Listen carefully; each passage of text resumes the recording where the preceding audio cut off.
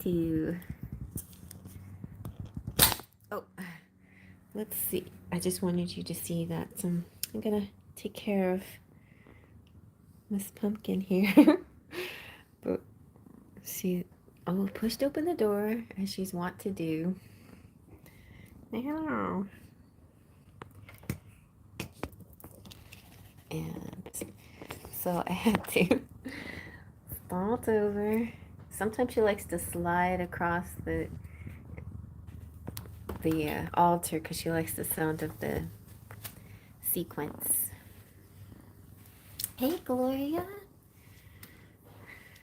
All right, let me get my stuff ready here.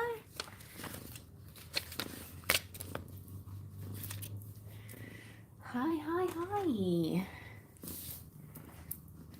Hey, you wanna take that to go play? You gonna take her and go play?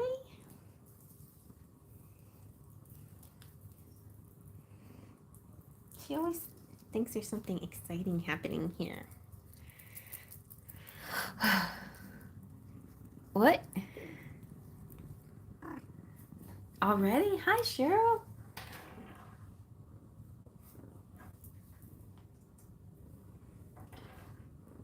That was fast.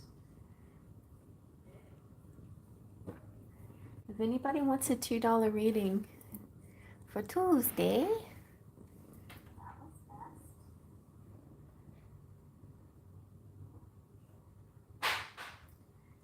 let's see. So we got Heather and Guacamole and Gloria and Terry and Jolene. Okay, we can have a few more than 5 tonight since it's $2 nights. All right, now let me take care of Pumpkin and I'll be right back.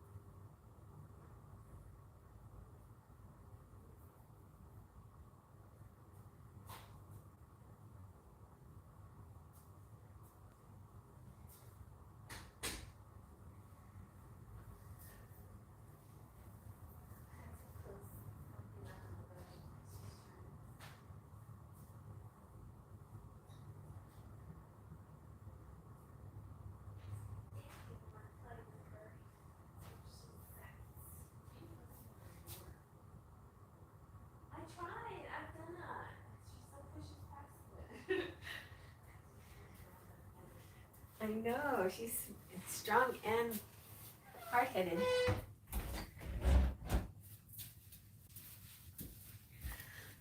My daughter was saying I need to put something under my door to lock her out. Hey, Arrow's mine, Wesley. But even that doesn't stop her. She is very stubborn and strong. So both together make for strong like bull. Okay, so let's see now. What are we doing? Okay, so let me get this list going.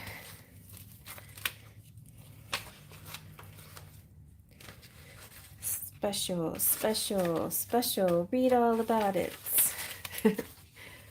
Okay. Well, happy Tuesday, everybody. 22222 portal. So this is our 22222 portal day. After we do this, or while we're doing it, we can manifest. So tonight will be like questions to help us manifest what we want into our lives. Okay, so, oh my goodness, what did I just do? Oh Lord.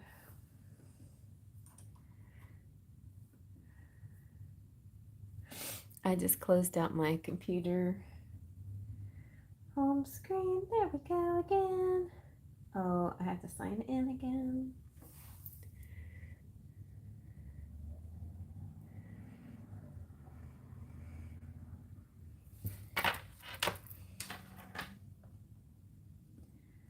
Alrighty.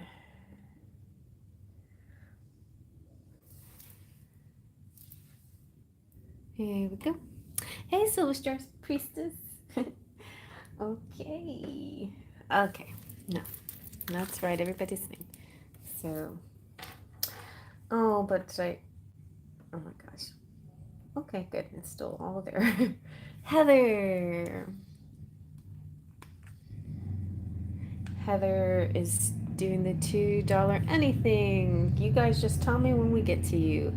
Glocky, $2 anything. Pendulum and cards. To clarify, we have Gloria, $5. And you guys, Charms and Scrabble is available tonight since I'm just doing my hands.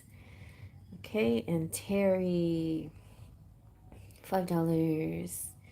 And Jolene, $2. And Esmeralda. Wow, you guys. Y'all are so sweet to come back and spend money on me again. All right. Esmeralda. Yes, and then we'll pin this one. Thank you. And Silver Star Priestess. Silver Star Priestess. You're Heather also, aren't you? What? Silver Star. And I like that name. And then we have, okay, girl, we loves it, and we trying to manifest it. This day is magical, right? Okay. You know what? I'm gonna put my list right here so everybody can see it. So, okay. Okay, so first on the list is is Heather. So what would you like, Heather? Sky's the limit. Except it's just one question or one topic, but is whatever cards you want to answer your question or whatever thing you want. Charms, Scrabble, or anything else. And if you're not here, I'll skip to guacamole because I'm not sure, but it seems like Guacky, you might have an event to go to tonight, right?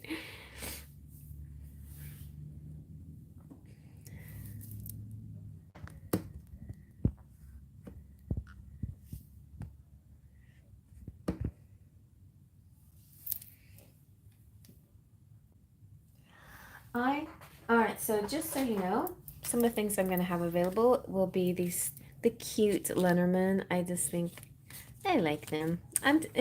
They're growing on me. I sort of gave it a poo-poo review, not a real poo-poo review, but a little bit of a, but I like them. I like them a lot.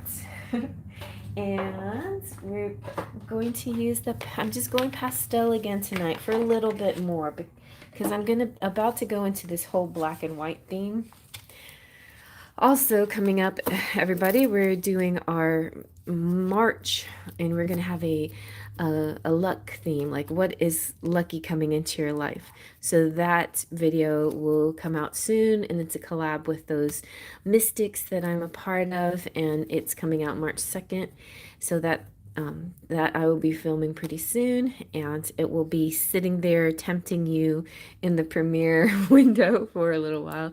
But while that's waiting, I'm going to do other things like your weekly message from your person, and then I'm going to get into I'm going to do baby messages too, spirit baby messages, but I'm going to order a few cards. Like, definitely want to get Queen Sugar's deck. She has a really cute deck out there, and probably maybe even Fairy Tales and Cocktails got a few things out there too. So that's going to be in the future, like after we get into March. I'm going to get into spirit baby stuff, but I wanted to do also a little black and white stuff because I bought a bunch of stuff, decks, black and white decks, to go with some of the black and white decks that I already made myself. And I'm going to do kind of like sexy themes with the black and white, kind of like a 50 Shades of Grey week or something. Well, just for fun, okay? All right. Oh, March is your birthday. Nice. Oh, you're already home, Guacamole? Okay. Well, good. I hope you had a nice party. My dad's birthday was, well, he passed away, but he actually his anniversary of his passing is coming up in 2 days, and his birthday was is March 29th. So yeah, next month would be his birthday as well. So yeah, just gotta count your blessings, right? Be happy that you have a dad in your life. But honestly, my dad is in my life, even if he's not like in my life. He's like my spirit guide. And I love this picture of him. He was an opera singer, and so he was always often in costume. This one is cute though, kind of has this sort of superhero feel. It's almost like Phantom of the Opera, but the good guy version or something. I don't know. Anyway, I had a really cool dream of him one time where he's almost dressed like that, but he didn't have a beard. It was kind of like a young picture of him. I mean, like a young version of him with no beard, but and dark hair. And he was in a tuxedo, kind of like this, and he had a cape. He didn't have a top hat in this dream, but he had a cape. And I was thinking it's funny because like old time tuxedos had capes, but we always associate capes with heroes, like Superman and Batman and I was like, oh, so that could be what that signifies in my dream, that he has a cape and he's like my protector. And in this dream, like, oh, there was like some evil energy or something that I was grappling with, some unwanted energy in the home or something like that, and he got rid of it for me. I can't remember now the details of the dream, but I did write it down, and he said something like, you know, I'm right, I'm here, nothing can touch you as long as I'm here, something like that, something very protective and bold and very hero like. So that was a really cool, signifier that he's still around me, he's still here protecting me, and part of my spirit team. That picture of your father looks like it should be in some kind of oracle decks. I know, right? Like I should draw this. I don't know what I should like his eyes. If I wish you could see how intense those eyes look. Definitely, I could look like my dad. It's crazy. Like no eyelashes, with no eyelashes, it looks just like my dad. Okay. Anyway, but if a lot of people, like when I was growing up, said I looked like my dad, but now more people say like I look like my mom, which I'm glad because she's so beautiful and very feminine, and I wanted to always look very feminine. Here's a picture of my mom when she was young. Look how gorgeous. Gorgeous. But now, of course, this is not her at 80. She's 81, 80. She's about to be 82 this year. Yeah, she's like a movie star. But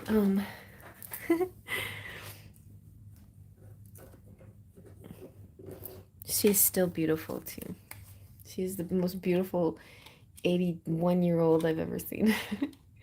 All right, so let's get busy.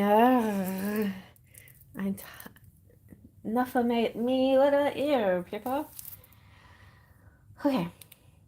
Well, I don't know where Heather is, so let's skip her for now, and we'll maybe Heather can't chat, okay? Because you know what? I'm just gonna do a quick reading for Heather. She might not be able to chat because she paid $2, but she is not maybe she's not a member, and that way, and she can't do the chat because it's members only chat. I'm doing that from now on. Anyway, so this is for Heather. Hopefully Heather will see this. Yeah, probably what's going on. Here you go, Heather. So those of you who can't chat, and you want to do it and you want to just pay $2 just for a reading, this is what I'm going to do for you guys. I'm going to get probably 3 card spread unless spirit gives me more. And then I'll just sort of interpret. Okay, nice. Speaking of two of cups. All right, let's see what else. I wonder if I should, if it'll look better like this. I'm kind of late with asking for my February reading, but was too busy, so I just emailed you. Sorry for it. No, it's okay. I still am doing people's. You and you and somebody else always ask for theirs at the same time. Okay. I guess you don't know who it is. I shouldn't say. I feel like it's like attorney-client privileges. I'm not allowed to speak at these things. Or like, psychologists not allowed to divulge information about their clients. Okay. All right. Let's see.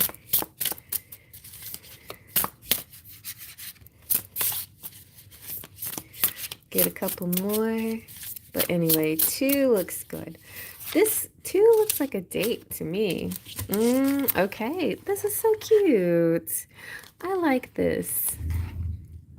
Heather, I'm seeing kind of a fun night out. It could be with girls or it could be with a guy, but it feels like a date, and it feels like getting drunk. It feels like, yeah, like drinking a lot, but no regrets in the morning. Like, kind of like, oh, well, whatever, judge me. It's not the walk of shame. It's just kind of like it is what it is. You choose, every once in a while, you can choose to overindulge. If that's what you want to do, just do it, and there you have it.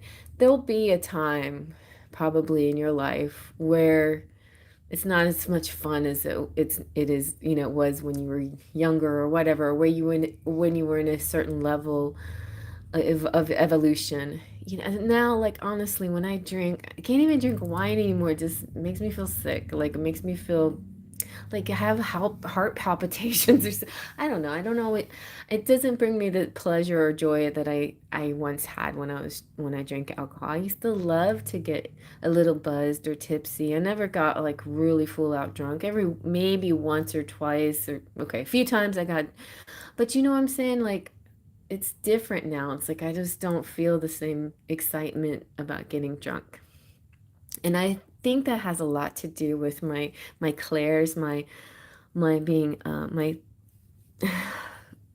clairvoyance, my crown chakra and my third eye. It affects it too much, and so it just makes me feel too sick now. Anyway, so some of you might experience that, but if you, while you're still in this phase where you're enjoying it, you might as well enjoy it, right? So I think this is kind of like a night out with a friend, or it could be like happy hour, or it could be a date. And I just see that, like, but 10 of Cups is just even if it's not a date, I mean, even if it's not getting drunk, it's gonna feel like the happiness feeling is multiplied. So you've got this 10 of Cups, which is joy, partnership, contentment, feeling like you've met just the right person, whether it's a bestie or a boy, or a girl, but it's whether it's a love interest or just a best friend. It's just feeling like you met somebody who's just like you, or you just chill or gel with this person so well. There's nothing that compares to it. And then you move on to the 10 of Cups. It's just like the more the more you're together, it multiplies and it grows, and then it just gets better and better. It feels too good to be true. It just feels so good. Whether it's romantic or platonic, the feelings are really good. Then comes an awakening, but the awakening is a spiritual thing. It's not judgment. as in a 3D kind of criticizing like the way we judge each other.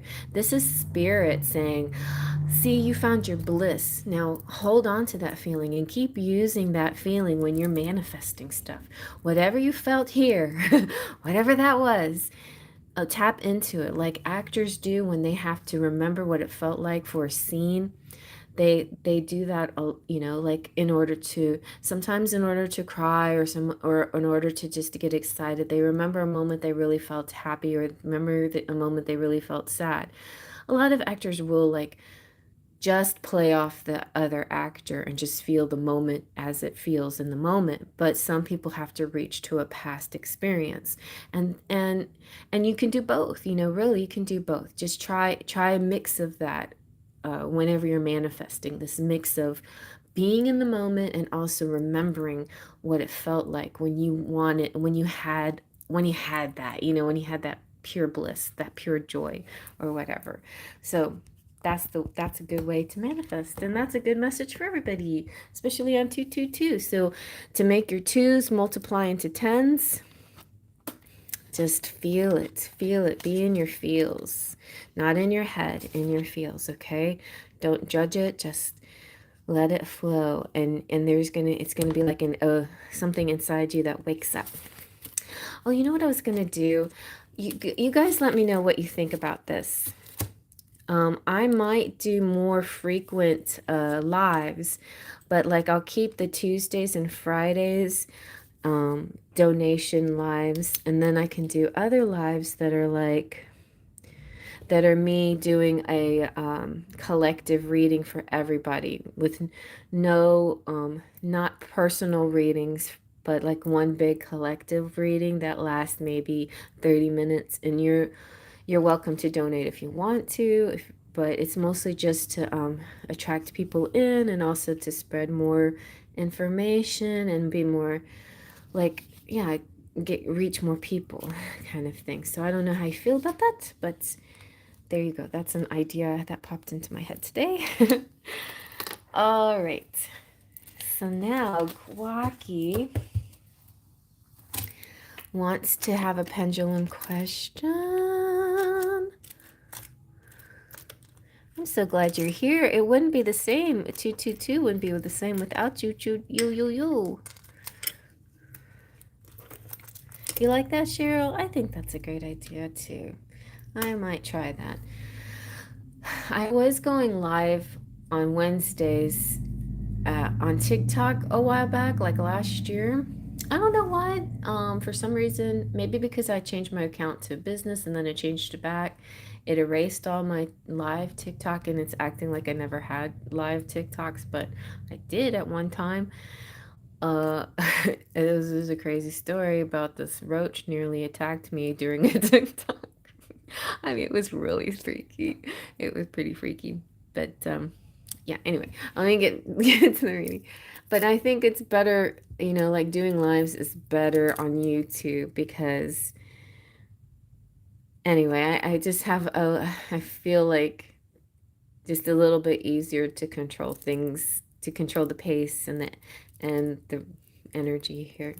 But I might try some collective readings on TikTok too. Okay. So now, guacamole. Does Sung know me now? And any messages from him? I had a dream about him last night, and he was telling me about why he smiles. Okay. All right, so let's see. Does Sung know guacamole now? I'm like, when I look at chat, this is what I get. When I see him looking at the chat, I see him laughing at your name, guacamole, like thinking, how cool is that name? She's got to be some very interesting person to have a name like that. And that's kind of what I thought too when I first met you. I was like, "Oh, look, I love guacamole. She must be a great person because I love guacamole, you know, as a food." And I mean, anyone that took a guacamole for a name must be super awesome. So I think she's probably super awesome. And there, lo and behold, you are. Anyway, so A lot of people in chat also comment, yeah, okay, see. And Silver Star says, I like doing collective reading. Sometimes gives me a break from multiple energies. Yes, that's what I was feeling. I find there's always powerful go for it. Yeah, I was feeling that too. Like I get channel messages all the time, and I need like a way to express it, not just in pick a cards, but yeah, just something I need to get out for you guys. And I feel like it's better if I can do just a collective message once in a while. And I mean, I know a lot of tarot readers do that. They just talk and they just tell people stuff that comes to them, and then that's it. You know, I started off as a pick a card, and I never did anything different but then pick a card when it comes to readings. I never did just sort of, oh, I mean, I did dabbled a couple of times on little, small little projects, but very, very, very minor things, like the ratio was like 1 in 100,000 or 1 in 1,000 or whatever, like I didn't do that kind of thing very often, but I feel like I want to do that more because I want to help collectively raise our energy up. I think, some of your questions are great, but I feel like sometimes you don't even understand why you're asking the questions you're asking, or, you know, uh, I don't know how to explain this exactly. Let me see. Let me see how I can explain this. Because the question sometimes itself limits the scope of what we need to know, and there's something higher in these messages. I just feel like we're all evolving, and you're evolving with me. We're collectively all evolving. We're all united together in this, and I want to help you guys along, and I want to help myself along too, because I'm getting a lot of downloads lately, and I just want whatever I get, I want to let you guys know too. Okay, yes. And guacamole, this super creative and unique, wonderful moderator and friend. Let's see now what I'm babbling. You know what? It was the latte I had late in the day today. Oh, a little Starbucks trip. Okay. So guacamole, let's figure what's going on with Sung. Like, why is he smiling? Oh yeah, he told you in your dream. Yeah, that was a total big yes. So the pendulum went in a big circle to yes and did the diagonal, hey, check the cards. But I'll ask again if you want me to. Clockwise, yes. Counterclockwise, no. Does Sung, no. Guacamole.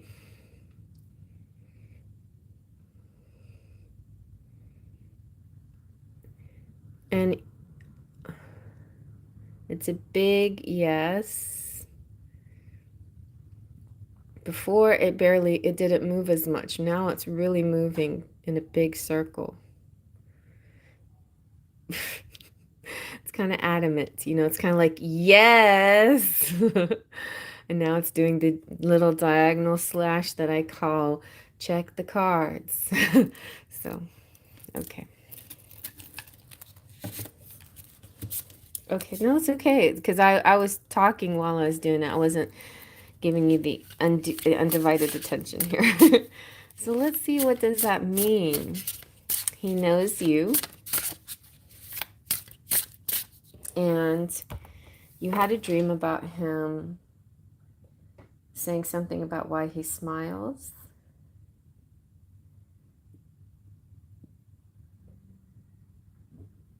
Oh, and you like some messages. Okay.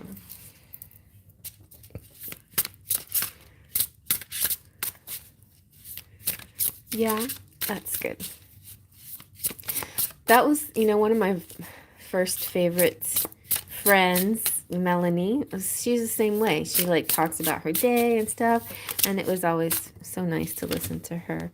All right, you have the Queen of Swords. So this obviously is you, my Libra guacamole, and look at you with your eyes closed and your sword up, all protective, and you're all in your head because there's the crown sitting on your head and your eyes are closed, which means you it's very much like the Two of Swords, which crosses over and like just being in your head.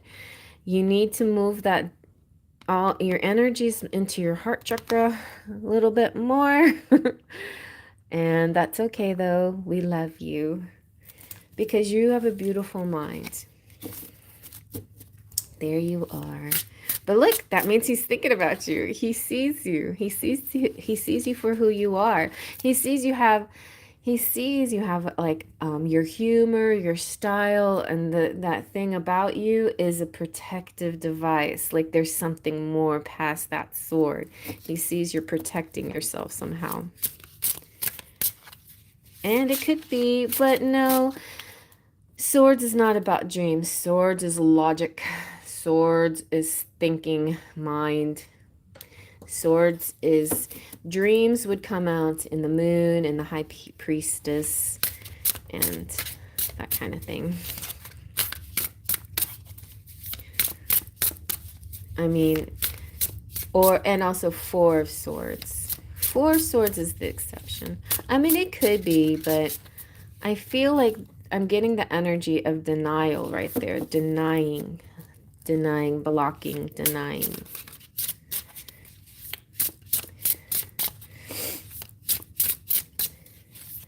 Because the King of Swords is similar. The King of Swords is like, don't come any closer kind of energy. And I've been dealing with the King of Swords, so I know what it's like. I know the difference between the mind and the wisdom. You can have intelligence, but wisdom is also equally or more important, you know. So let's see what Sung has to say about this all. Oh, nice. Ooh. So, yeah, Ten of Pentacles is like the everything, the happily ever after, having it all. I want to share puppies with you and a big house, and I'm saving up my money kind of attitude here. This is, he he wants his dream. Like he's really pulling it in. He's manifesting big time. And that's why it could be why you're feeling so sick inside. You know, it's like because he's really doing his work. This is a person who's established themselves and has nothing to worry about.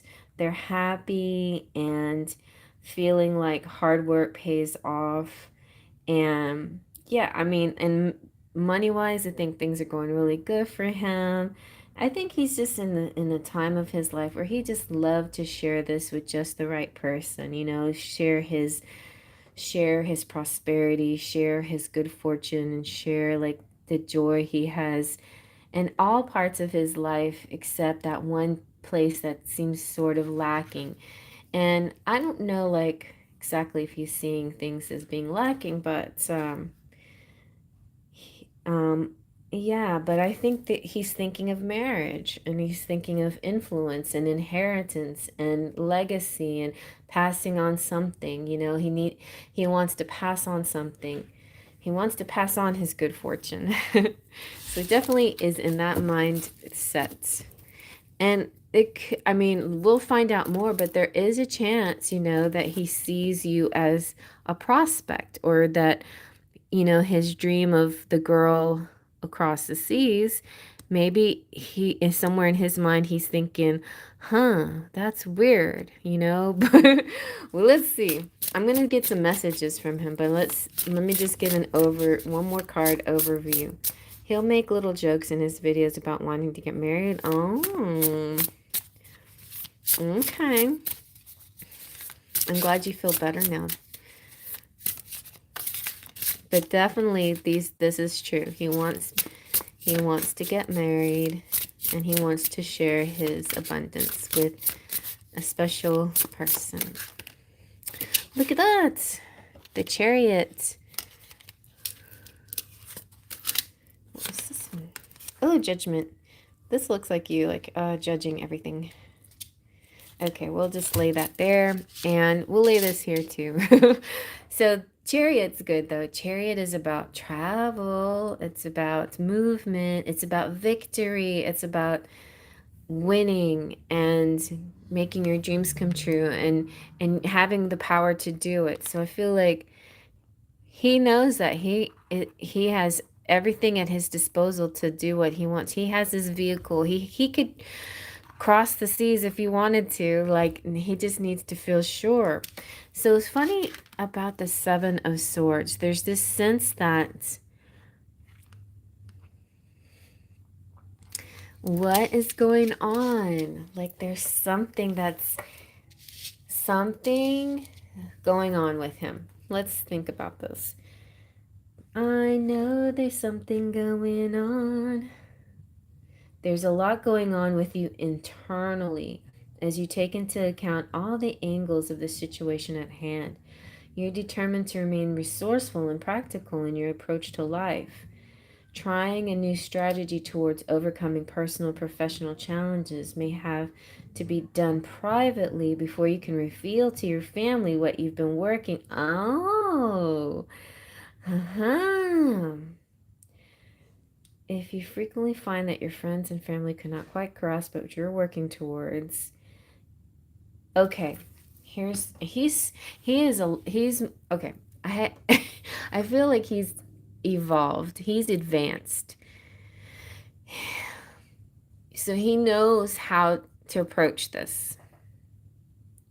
Yeah, that's the meaning in the book. um what he what he's doing here, he's making plans. He's going to be victorious, but he's doing it absolutely the right way. I'm not going to use the word T or F, but I'm going to say that when you're in one of these kind of connections with somebody that doesn't meet the normal standards of our Matrix 3D lives, it's hard to convince anybody else how real it is. It's hard to convince other people. It's hard enough to convince yourself that it's real. So, and before you convince anybody, before a lot of people will do this, they'll keep it to themselves, which is right. You're not supposed to talk about it too much.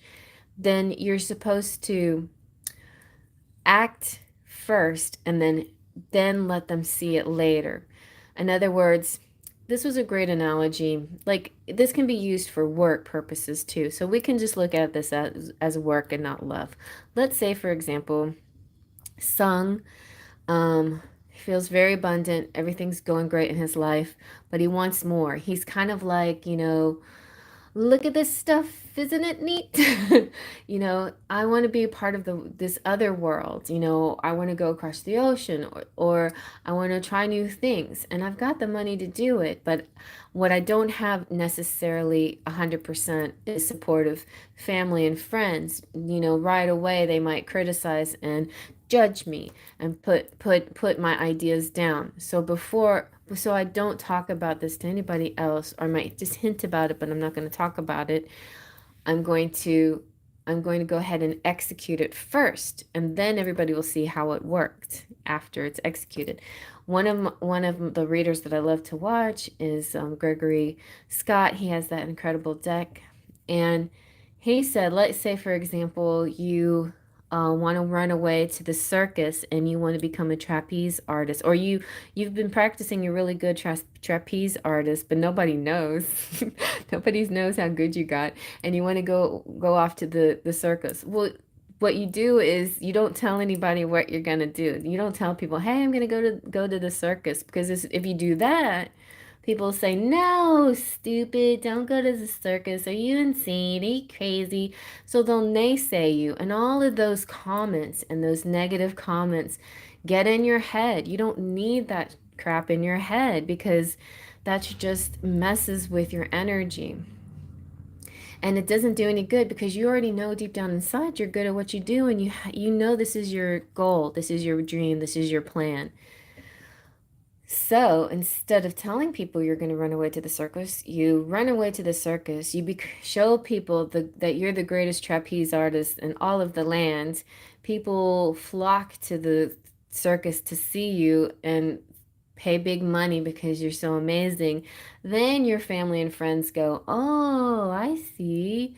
Look how great he is. We're so proud of him. See the difference there? You do what you want to do. Then show people how great you are at it. And then then they have nothing to say about it except backing you up. Now, the bad thing in this, like my son try to do something like this, but in a bad way. You can keep things to yourself. Keeping things to yourself is one thing, but being purposely deceitful and lying to people goes, is a bridge too far. It's like it's too much. So don't, it's important not to go that far when you're doing these kinds of things, when you're keeping things to yourself. But I feel like that keeping things to yourself energy is very important when it comes to spirituality, creative projects, lots of different things that we do in our life. Like when I'm drawing a picture, I wait until the very end before I show people. But sometimes you do want to show the tutorial, the how to. That's sometimes part of your talent is being able to express how something is created, but a lot of times, you don't want to show that part. You want to go. The great thing about today's tutorials is they're time lapse. So that ugly part of the picture, that things like it's not going anywhere, and it lapses so fast that people can see, you jump right to the end and see, oh wow, look at that magically transformed. But in my day, when I was drawing a picture and I got to the ugly part, people were like, oh, you should just give that up, you're a terrible artist, don't keep working at it, if I tried to show them at the ugly phase. Right? And that's kind of what's sort of this energy here. All right, let's get a couple of messages. I know I'm talking too long. But I think it's important that you know these things. Oh, Arrow's mine.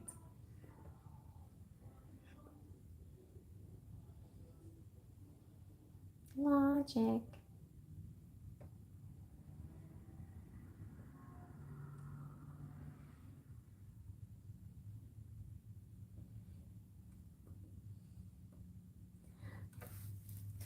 Yeah, let's add loose. All right, here we go. Let's see what Arrow's mine. What's Sung has to say.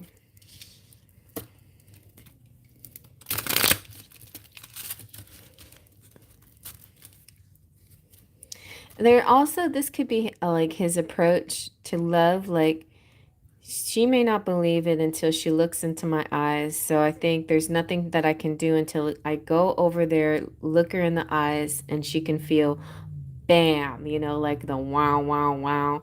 And a lot of people feel that way. A lot of people feel like it's not real until I look into this person's eyes and feel it for real, feel the physical connection through our eyes. And I kind of honestly tend to believe that. Like, to me, I'm almost 100% certain about everything, but that 1% skepticism is the eyes. To me, the eyes are so important. So yeah.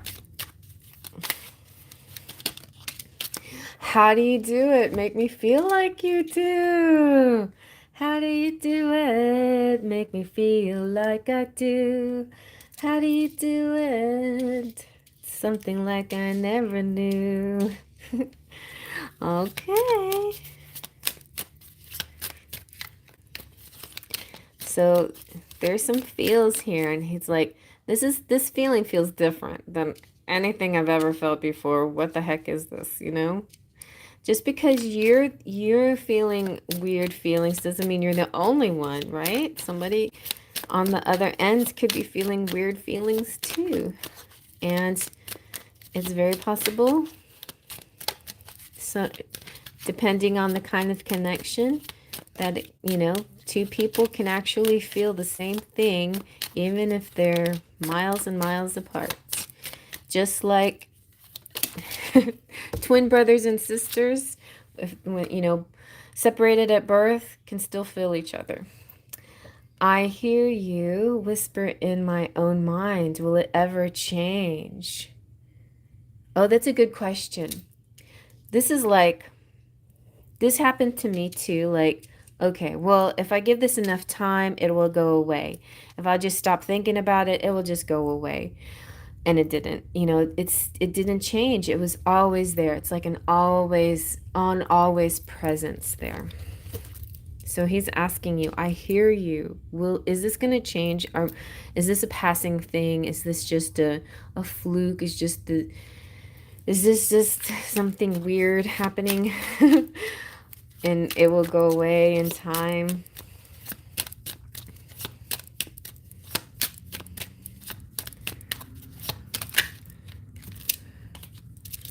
And then you have, let's get acquainted and lose those blues. Let's go. Time's a wasting. I've So basically the song is like, I've got blues and you've got blues. How about we just let go of those blues and get acquainted? You know, let's get to know each other and stop feeling sad or lonely. Let's get to know each other. So that's nice. And it starts in my soul and I lose all control. Yeah, it's like, oh my gosh, what good lyrics for you. Mhm. Yeah, it's this bubbly feeling. Isn't that bubbly? I don't know, but it's like this feeling that it's like, yeah, just feeling good, feeling good. I'm gonna try something real quick. There. I knew I would get a better view of these cards if I messed around with. There. There we go. So isn't that amazing? I just love it. Perfect, perfect, perfect. Okay. Well, maybe that's the nicer version of being nauseous. Mm-hmm. Yes, I agree. Bubbly.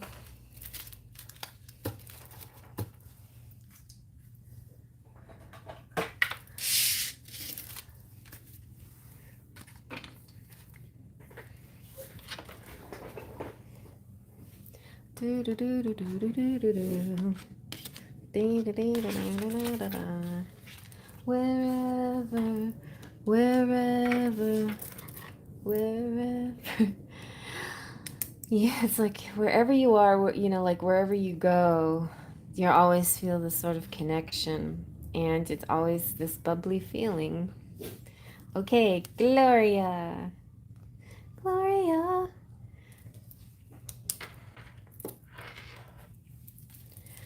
So what can I do for you, Gloria?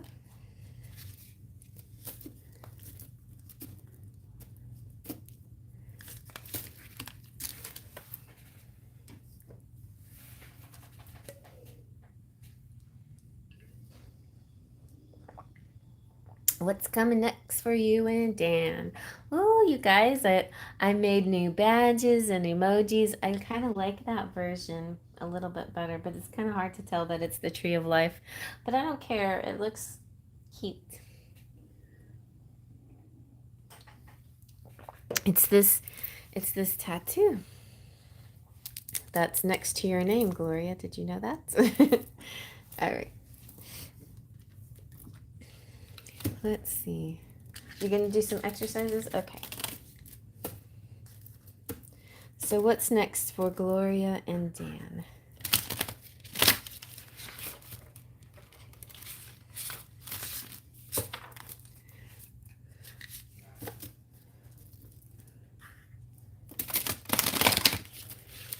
My shuffling skills, her, Gloria and Dan.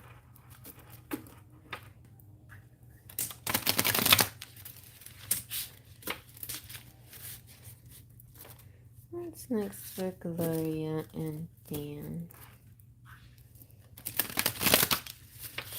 Okay, that's better.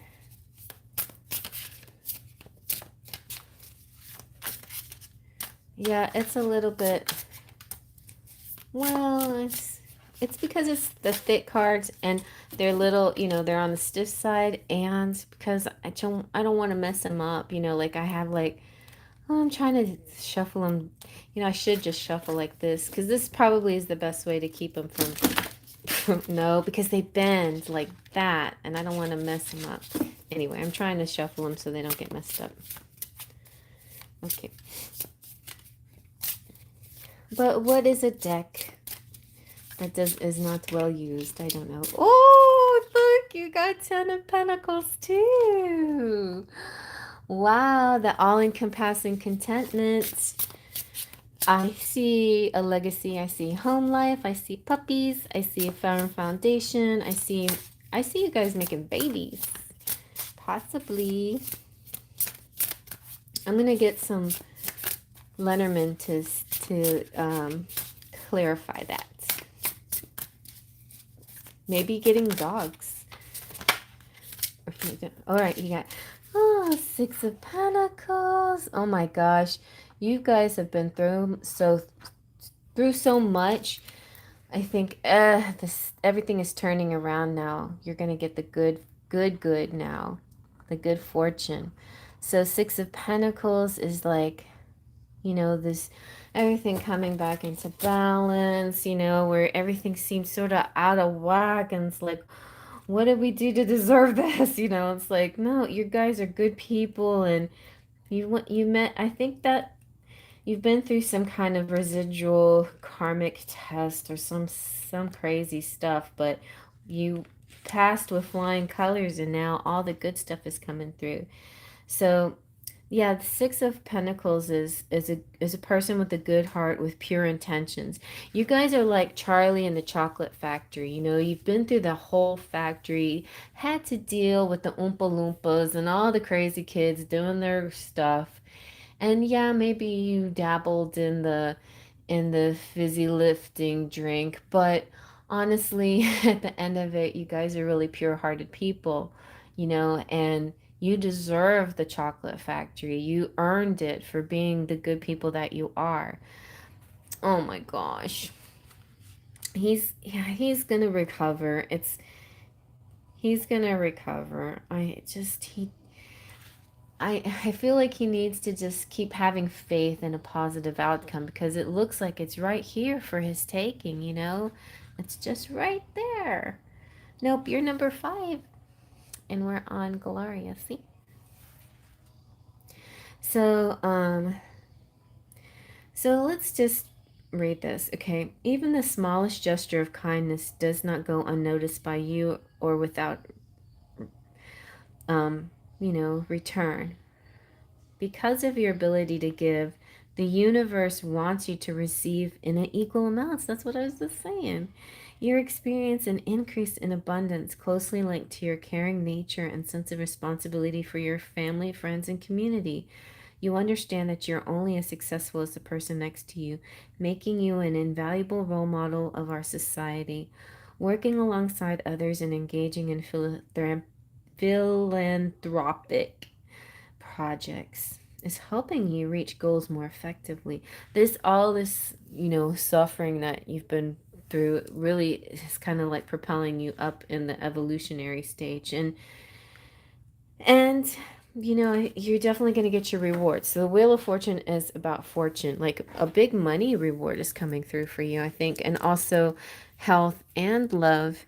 Because of what you put out into the universe, you're going to receive back tenfold, 10 times the amount. Oh, Jolene. Anyway, so let's try this. Let's see what the Lenormand has to say. Kind of curious now how this is all going to play out.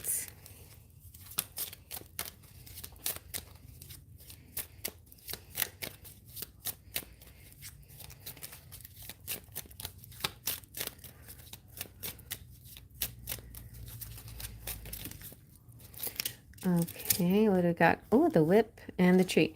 Tree is health. Okay. The whip. The tree. Hospital. Is that what that is? I think this is kind of like a kick in your ass, kind of like the situation has really almost kicked your ass, but it's it's been rough, to be honest. It's been he's been dealing with a lot, and it's been painful. But I think I mean, the tree means recovery. The tree also means karma and rewards.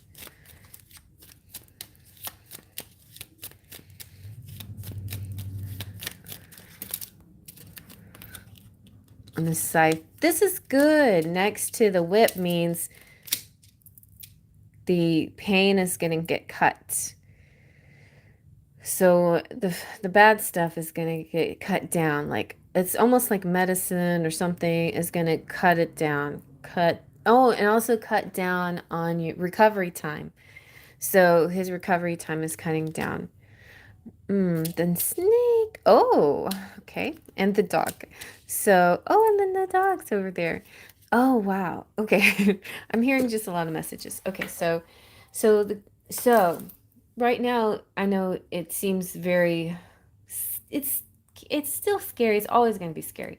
But, being in the hospital, having the lung issues, it just seems like, oh, is this going to get better? A little bit scared for the future.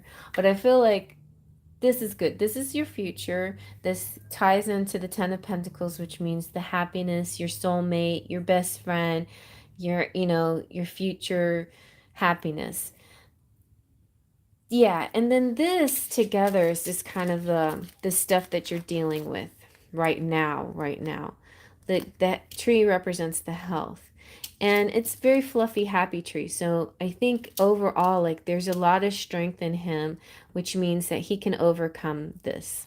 There's gonna be like this is kind of like the reading I did last time. There's gonna be treatments and there's gonna be ups and downs, but I feel like something's gonna work really good to cut down the pain or cut down the recovery time.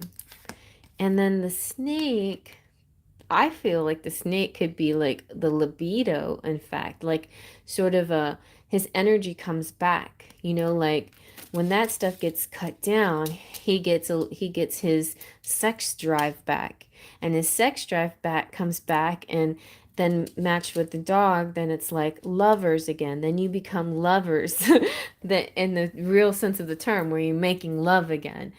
Ooh, I feel like I need a little bit more. Let's see what else.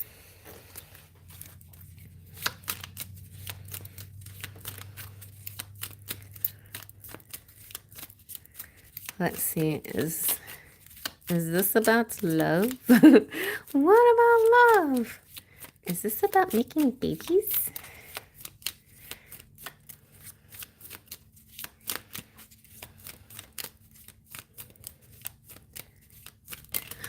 Oh yes.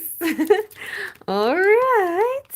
So an engagement. The letter represents communication and talks and phone calls, and so definitely, oh, I like this, lots of more communications. He's going to get better and better and better, and he'll feel the strength coming back, and then he'll be able to talk to you more frequently and start flirting with you, and then eventually I think he's going to propose. I think so. Um, let's let me give you a roomie to end it, to close it.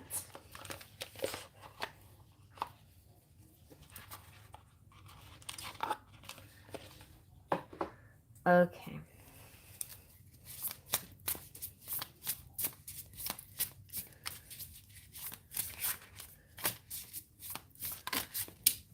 All right, and then you have a blessing here. Blessing of Al-Hakim. Sell your cleverness and buy bewilderment. Al-Hakim is wisdom, soul medicine. You no longer have to drive the unfoldment of your desires into form. You rest in the assurance that your daily application and effort are enough. See, this is just saying you're a good person. You do good things in the world. Just being you is enough. Your karma is coming through. You're going to have good fortune come back to you. You don't have to do anything but be who you are. This is all going to clear up and it's going to get better. So take a deep breath and just relax. Mental anguish is now soothed. Divine healing can occur most readily, see, in the unknowing yet trusting spaciousness of your open heart. Woohoo! Okay. So somebody asked a question before Chrissy. Who was that? Loose. Okay.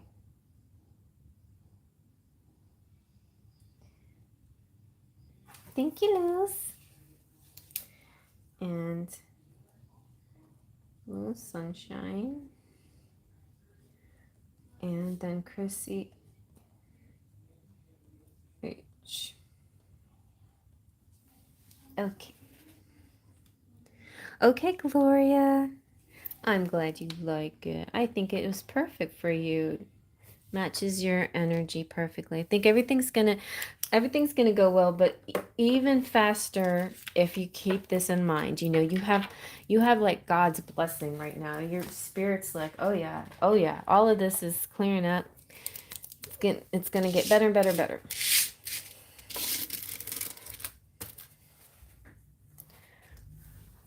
Okay.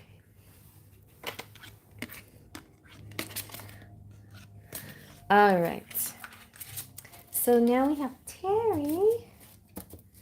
You're welcome, Luce. Yeah, let's close the list. And Terry wants charms. Yay! Okay. I don't think anybody, I mean, I think people have forgotten how big my charms bucket is. Also, I took out all my buttons and I took out all my Disney characters. So I'm going to like just give you a smattering of Disney characters. And it's because these little guys get so dirty when they get mixed into my charms. So I want to keep them clean. Hi, Divine Goddess. What is Terry manifesting into the 3D? That is a good question. Okay, let's see what you got as far as your Disney goes. You got the Beast. He is in his like finery, like he's in that evolutionary phase where he's like, I got to do something for Belle instead, you know, like he's stepping out of his own selfishness and thinking what he could do for her and meeting her halfway. And then you've got the Little Mermaid. And this could be just like sung, like, look at this stuff. I got so much stuff. I got many. I just want somebody to share it with. I want an adventure. I want to try new things. But it could also be like speaking your voice, you know, singing your voice. Oh, that is sung. Sung is the Little Mermaid because he sings. And yeah, so, but yeah, there's just going to be a lot of being honest, like from the guts. Oh, and then you got the guppy. You got Flounder here. Flounder is the best friend. So as long as Ariel has somebody to talk to, she'll be fine. You know, she just needs somebody to bounce her ideas off of sometimes. And then, like, if Flounder tells you, hey, Ariel, don't go visit the sea witch. The sea witch is not good. You're fine and beautiful just the way you are, then listen to Flounder, okay? Listen to Flounder when Flounder tells you you're beautiful just the way you are, okay? Don't listen to the sea witch when the sea witch says, "Oh, you need help. You're flawed. I must help you." That is the you know, the monkey mind. That's the trickster energy. That's your ego playing tricks on you. So don't go there. And then you have the beautiful Tinkerbell, who's about pixie dust and bringing the magic in the situation. Anything can come true. All your manifestations can come true. Whatever you want, whatever you wish for. But that extra, so basically have that in mind. What is it that you wish for? A specific thing, a focus, an idea, a goal, and keep that vision. And then, as long as you hold on to that vision, then then Tinkerbell will bring in the pixie dust. Okay, so I'm like trying to see what can I put in here? Let's use this. So there you go.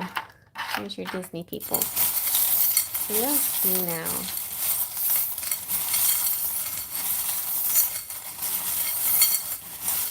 Oh, what are you manifesting? So I'm talking, you were asking about manifesting, and I'm telling you, part of your manifesting is holding your vision long enough so that the pixie dust can turn it into your reality.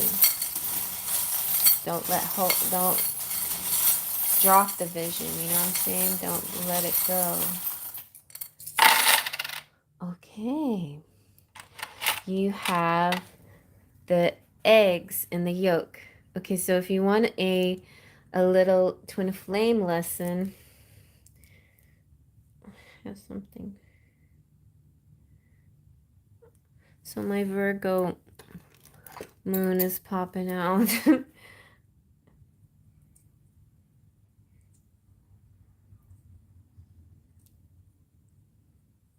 Okay. So the yolks are good examples. So you and your person are individuals and you're separate yolks, but you're in the source. You come from the same source, from the same place. The bowl represents the same place that you come from. So this could also just simply talk about eggs and food and cooking and oh my goodness, look at that. This is very rare. This came together in the it's actually dollhouse stuff. But when the eggs and the whisk come together, it means that you are making something amazing. Like you're cooking something. Thank you. Guacamole got these for me. And so, very nice. And then you have the Taj Mahal. So maybe some kind of India reference. It could represent a destination. So what you're manifesting might be a destination. You might also be manifesting a French omelet. You might be manifesting a serendipitous event. I see this kind of as uh, almost like a tower moment, but in a more positive sense. So this is like your third eye or spirit or somebody looking at you or you looking at somebody. But the bolt of lightning is represents kind of change to me. But the change is bringing about this amazing rainbow of colors. It's like when Dorothy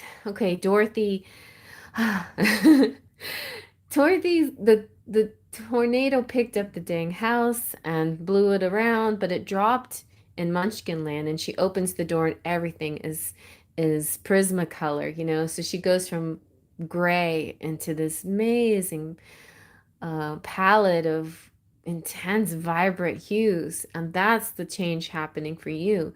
You're being shifted from the ho-hum, the regular, the ordinary, whatever, into something really vivid and beautiful. And you've got the sun. The sun shines on everything and makes it all positive and good and happy. You have the what is this called? A puzzle piece. This is you are the missing piece, or somebody is a missing piece. There's a missing piece, then everything clicks together. When I've been, guys, I don't know why, but I've been playing Sudoku and I don't know how to play it, but lately I'm like, I'm just gonna try it, and very slow, very, very slow. I'm not a math person or a numbers person.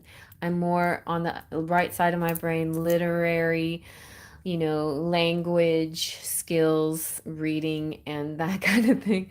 But I feel like maybe I was drawn to a numbers kind of activity because I need to expand the left side of my brain. I need to be able to be quicker with numbers and that weaker part of my brain. But yeah, but the beauty of mathematical equations and puzzles and things like that are how things just click into place, and it's like, it's exciting, it's satisfying. That's a very strong word that's used a lot, but just like ASMR and watching cooking shows and things like that are all satisfying. Doing these kinds of puzzles are satisfying because feels like something is clicking into place. And that energy is actually really good energy to have, like that feeling of, I can do this. I can do this. I can click this into place. I can make sense of this. I can complete this. Because you can complete small little puzzles, then maybe you feel like you can complete the bigger things, the things that seem hard, and the things that seem impossible. We can do anything. We can manifest anything into completion, right? Ooh, that was profound. So you can. Hey, Cassidy. And okay, so let's keep looking. So you have these dang fingernails. They're so lovely, but I can't pick things up. Oh, you got an intelligent Gemini here. And that's the twin energy again coming back. You've got 16 and 15. Geminis to me are sometimes more than just intelligent. They're genius. They're kind of like a level beyond. And I think that, I bet my Gemini could do Sudoku like that, like they could just look at it and it's like, whoop, there you go. They get all the numbers in place just like this.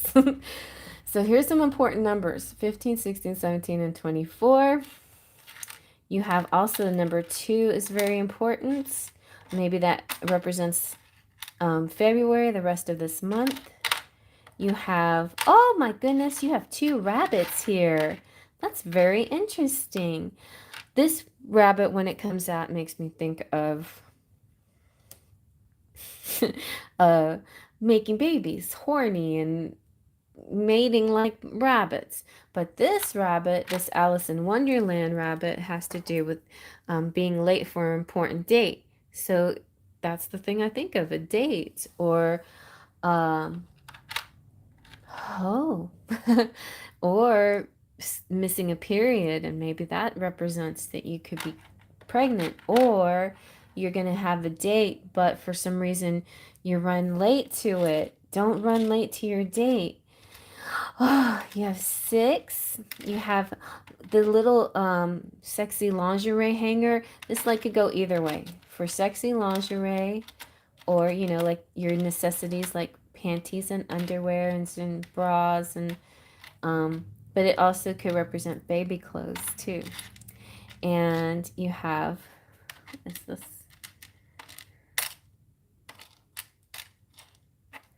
Okay, it's I think this is the J. The J and the T and the L look all the same. Okay. I think that's T. And you have sword, like the King of Swords, the Ace of Swords, truth, honesty, insight, an epiphany, an enlightenment, like a quick bolt of knowledge, like a lightning bolt of knowledge.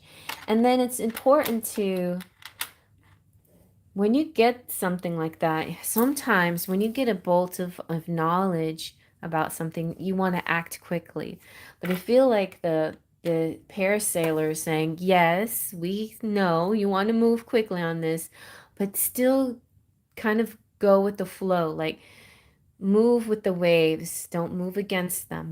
Don't push against it too hard. Keep kind of flow with it. It's like the ocean and the shore kind of dance with each other. And when you are sailing, any kind of sailing, you're dealing with the wind energy too. You don't want to pull your sail up too soon, because that's not going to do any good if there's no wind blowing in it, things like that. I don't know how to go sailing, but anyway, I've watched sailing shows before.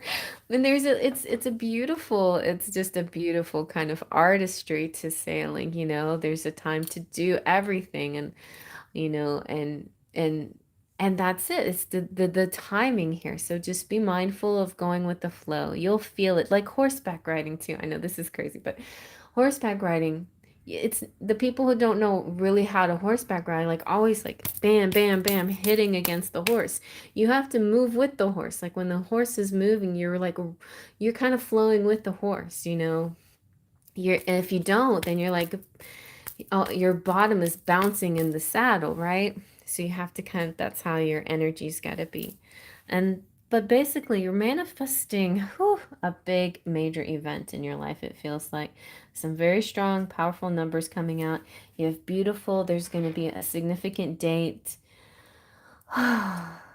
Something could be, you could be making a French omelet with a very intelligent Gemini. I don't know. Oh, but eggs for breakfast. That means if you had a sleepover and they stay the next day, that means that they're serious about you. That's my little inside joke to myself. If they if you get to eat eggs in the morning, or you get to eat breakfast in the morning, that means, you know, they're going to marry you or something. You know, they're not going to get rid of you. Okay.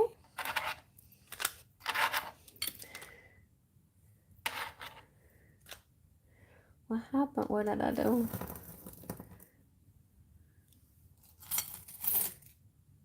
Did I drop one of them in here? Maybe not.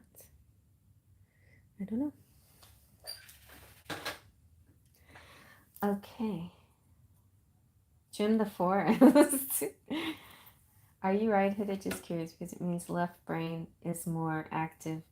Left-handed people work from the right side of their brain. Oh no. Really? I thought it was the other way around.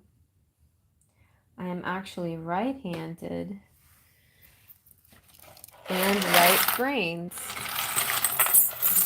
And my genius Gemini is actually, I guess he's both left and right, but I think he's mostly left-brained and he's left-handed.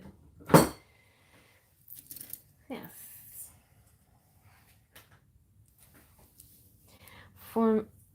Okay, good. I'm glad you enjoy that.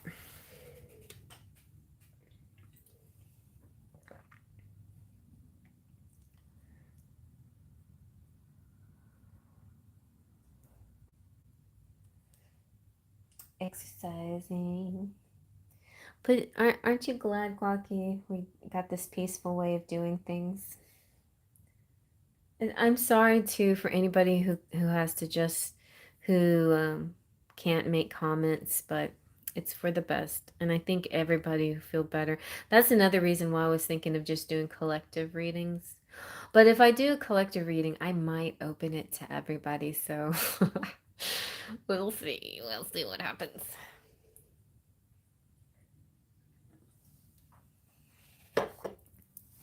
I don't want to force people to pay.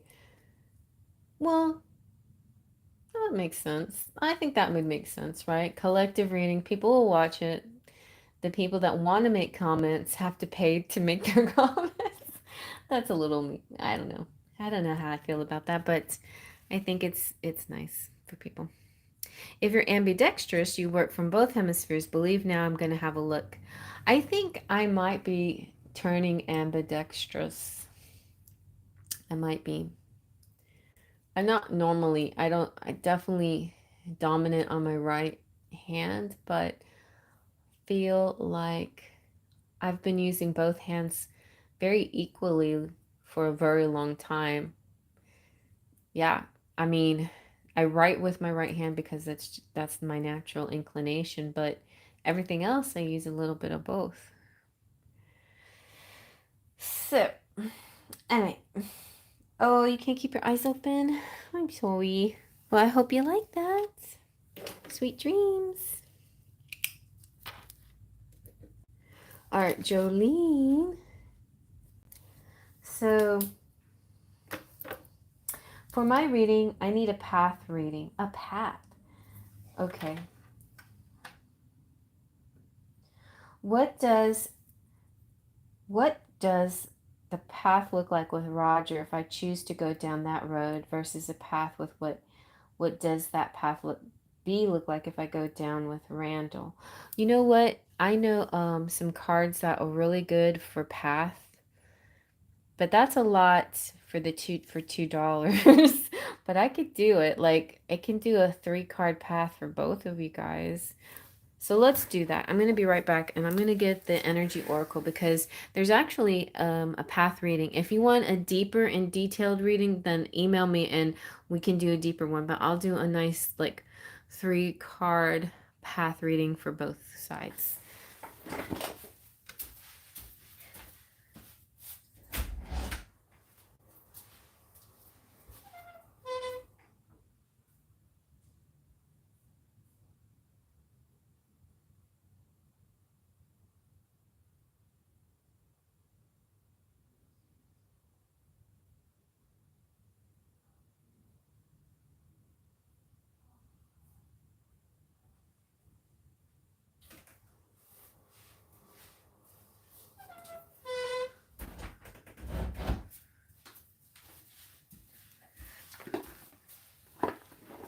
All right, I just want to show you.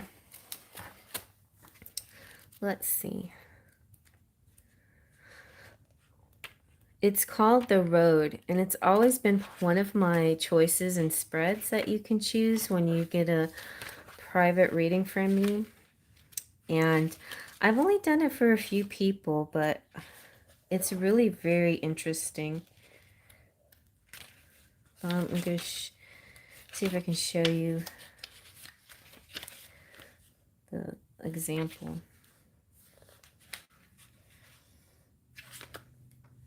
The Road.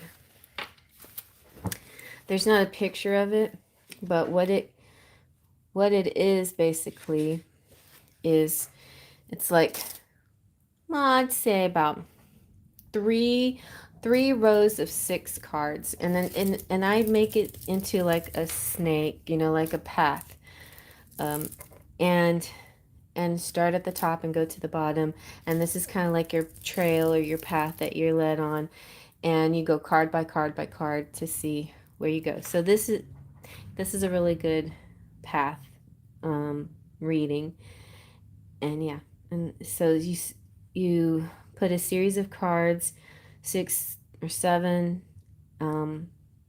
moving from left to right, then moving down to the next row, and so on and so on. And this represents the road, is the process or potential of your present life moving forward into the future. As you go down the road, moving from one card to the next, you reveal specific information about work, relationships, and your personal energy. And also, sometimes you'll encounter a card that may seem out of place because that could be like a flashback or some kind of a view of a past event that you overcame or something like that. So we're gonna do this then. I'll do the 3 and 3, and I'm gonna do them separately. I'm gonna do Roger first since he was first right into your life.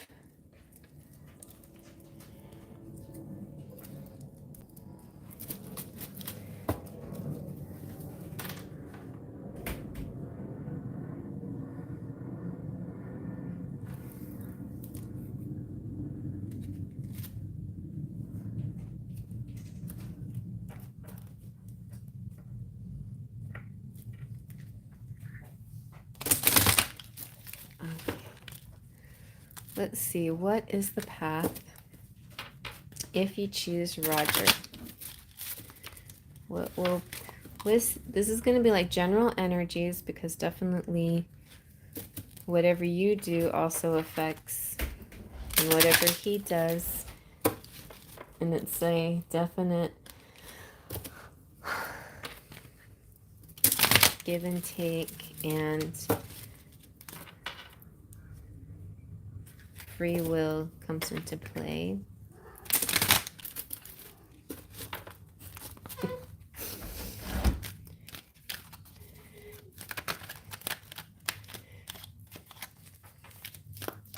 Okay, so if you followed, if you went with Roger,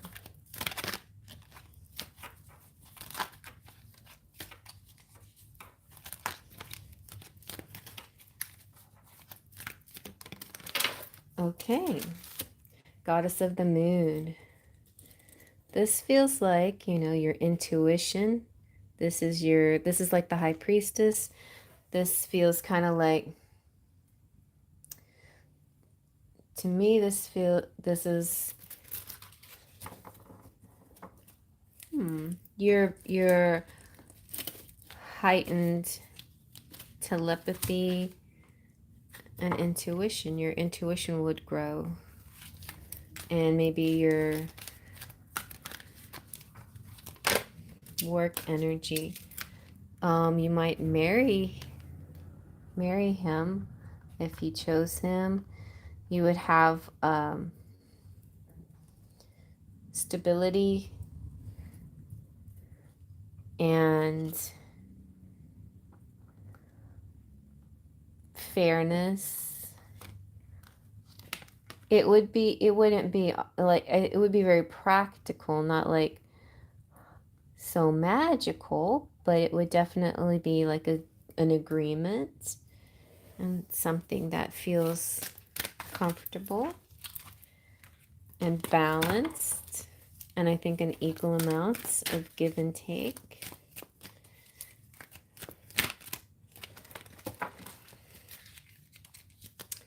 And nice rest and rejuvenation.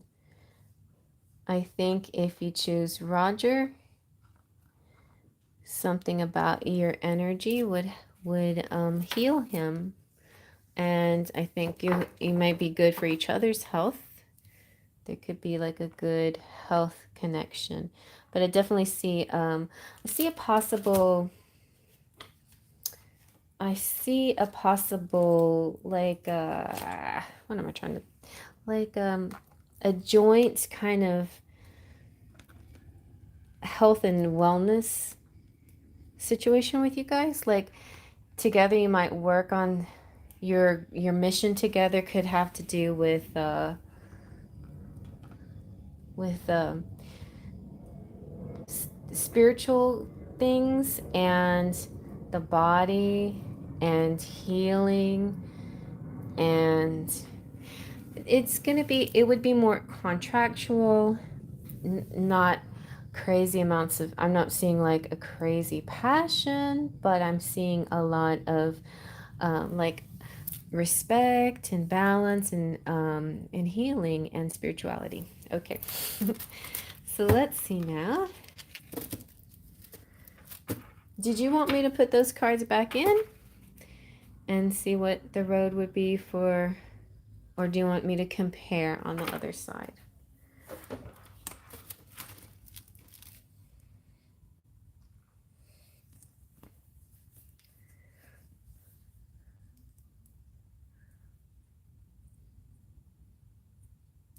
You want me to put the cards back in? Because it's very possible one or two of them could come out for Randall as well.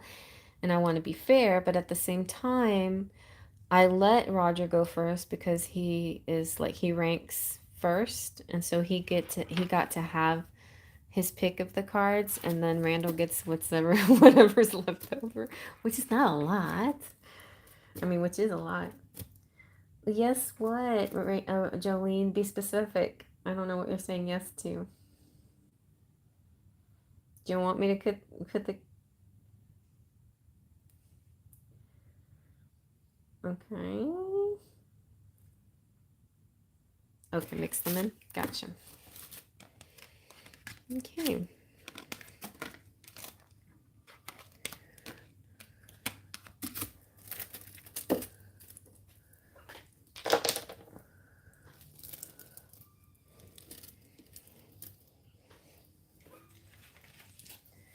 Okay. All right, let's see now. What would the path be? Yes, it is. What would the path be if You went with Randall. Ooh, okay. So Randall, you have action. Oh, you have yin yang. So right away, oh, and you have 22. Okay. So if you do, this is a good day to choose one way or the other. I feel like yin yang represents twin flames. It also represents like your counterpart, like your other half kind of feeling. Somebody who matches you in energy. You have the black and white horses, like so like one of you is black and one of you is white. Black and white, that kind of um um was it Chrissy? Because Chrissy, I'll do hers. I'll just do hers out loud, so she can find and she can find it. I guess I'll timestamp it. But beyond Chrissy, oh Rachel Ross, I see. Well, we'll see if I have time. I'll do that. Let's see. I mean, if I, I'll do it because.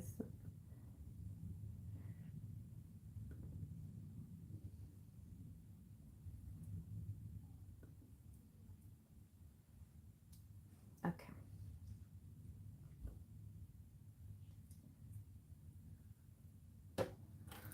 All right, let's see what the final card is for Randall. Randall, I definitely feel like wild, abandoned, you know, a lot of like a lot, maybe too much action, you know. One of you definitely is more of the action, and one, so because the yin yang is action and receiving. And the action generally is masculine and the receiving is generally feminine, but you could change it and flip it around. We've got all tied up, which, I mean, it could be in a sexual way. It could also like be sort of, there's too many restrictions going on with Randall. Like you can't always, you, there's like, okay. There's a general sense of abandon and free feeling, like a free form and like very beautiful, enthusiastic. I'm going to go ahead and read action first because action is really pretty. It's energizing effort, it's willingness to work, you know, it's a bit of aggressiveness, you know, and the white horse is inner action of spirit, and the black is the outer work that needs to be done. It's a lot, yeah, it's beautiful. It's balancing here. And then with the yin yang, it's a lot of passive, active, intuitive, logical balancing. This is, I mean, this is good to, you know, to know about. It's the energetic life cycles, and it helps you to identify the particular cyclical energy moving into or into your experience. So it will be like action and sometimes things mostly on the surface, and then receptivity, intuition, and gestation. And you could be very fertile with him. External circumstances could force you to go within and examine, and that could be what the tied up is, like something on the external force could force you to go inside yourself and kind of close yourself off and become like very focused on the inside again. I feel like there's a lot of extremes going on with Randall, but it's one of those situations where there's a lot of growth too because of all the extremes that you have to go through. Um, the yin cycles will be about being passive and yielding and being and more than acting. And you might take your turns on these things, but I think in general, you know, Randall will be like the action and you'll be the receptive, and maybe you'll want to try to move, be the one that does the action, and you won't feel like you're able to. You know, this is about um your personal freedom. Maybe you'll feel too possessed by Randall or not being able to allow to yourself to do what you want to sometimes, some of the time. Some of the time you like it, and then other times you don't, some of the times you want to be in your masculine, you want to be in your action energy, and maybe you kind of sense that there's a lack of that ability. um it shows a woman tied up and it represents a situation in your life where things may be stuck.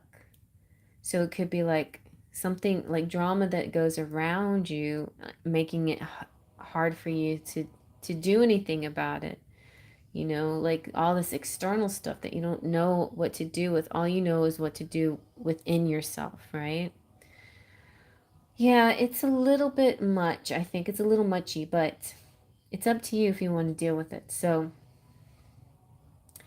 um, It with him, however, you have to wait for the contract. With Roger, the contract would come right away. Like with Randall, you may never get that assurance, that stability that we're gonna last. With Roger, I think you'll get more of the assurance.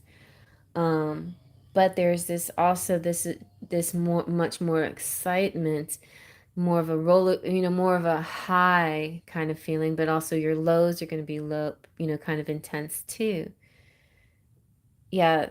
So Roger would be more peaceful, definitely be kind of a healing, meditative, kind of spiritual.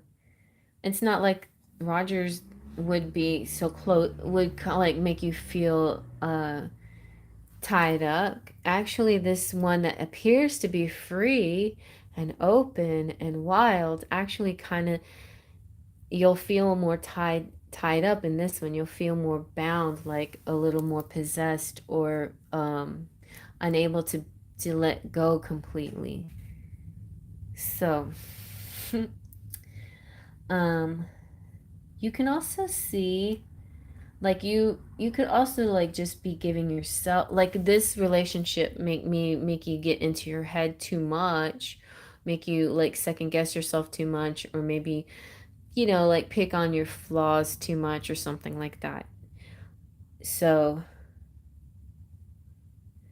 yeah, you don't have to you don't have to tie yourself up unnecessarily.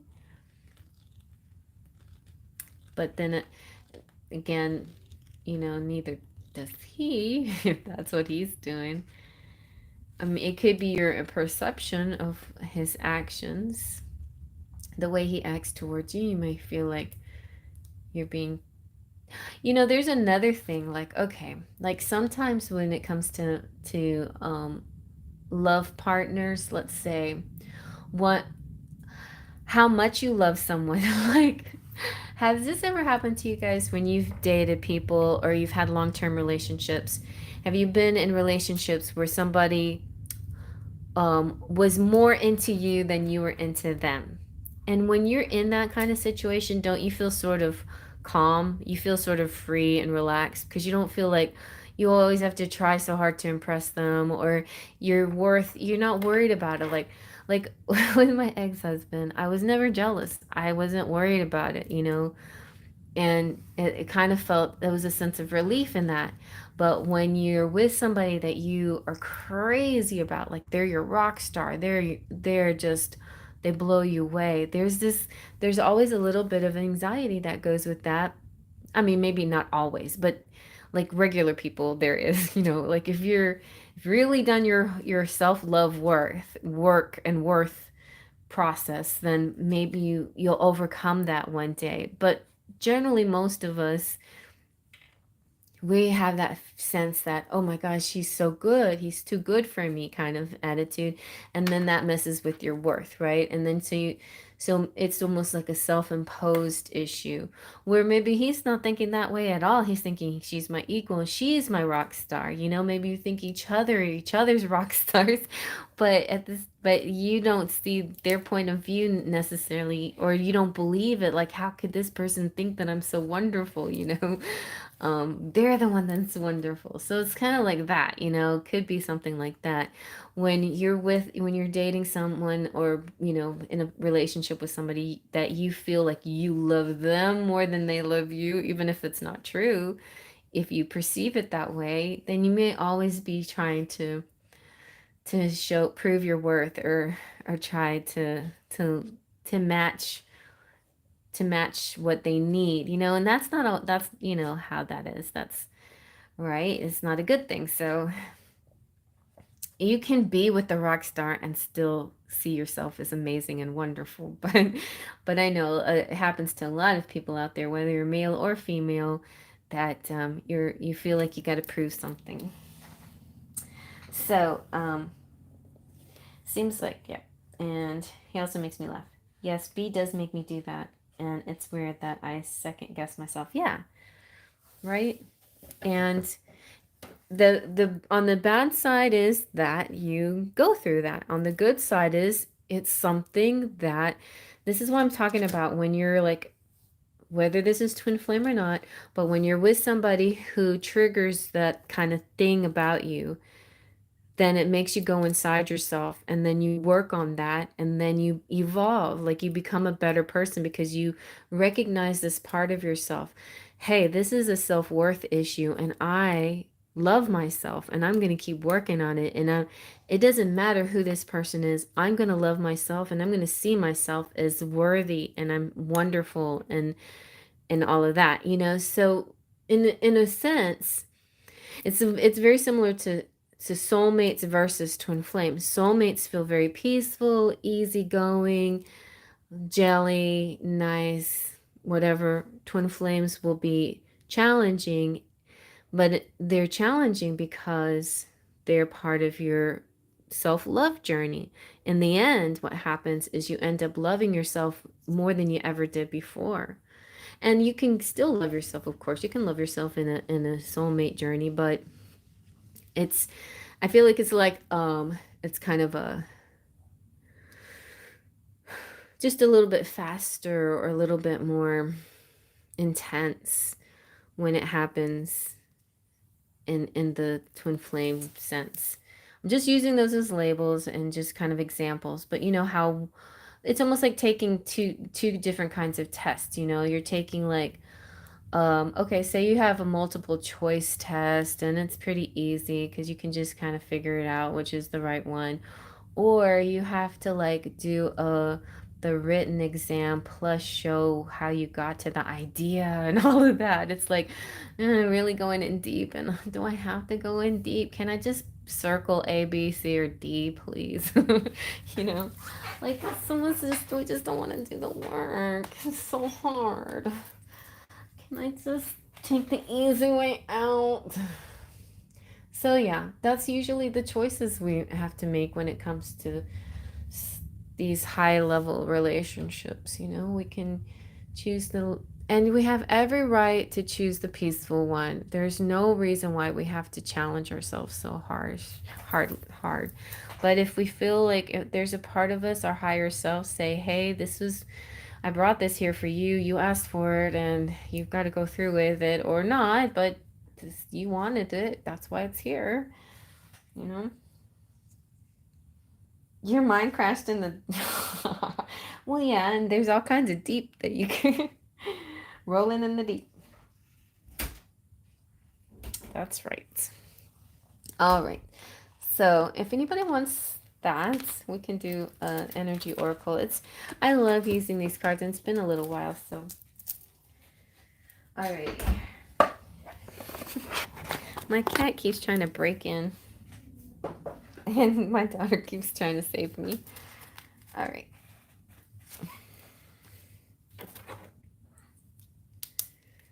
All right, Esmeralda. My throat is a little bit sore. I need to take some emergency.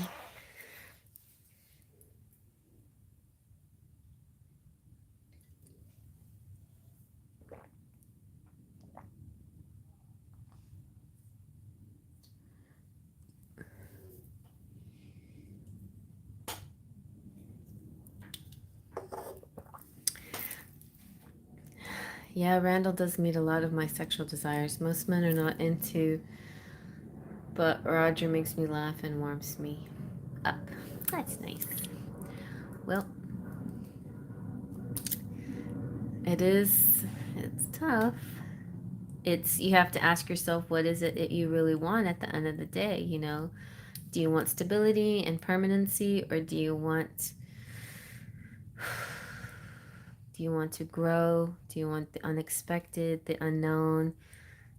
Do you want to feel free and uncertain, a little bit uncertain of the next move and the next step, which lends to a bit of excitement, but it's not exactly stable.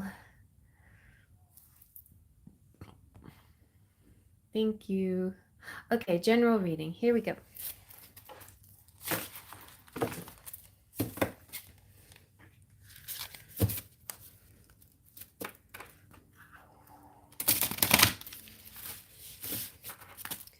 For Esmeralda.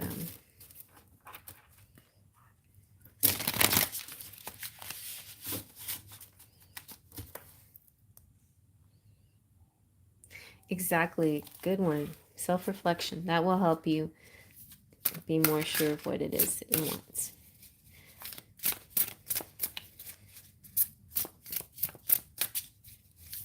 And to be honest, we want both, right? A lot of the times. But in society, we can't always have both. So we have to decide.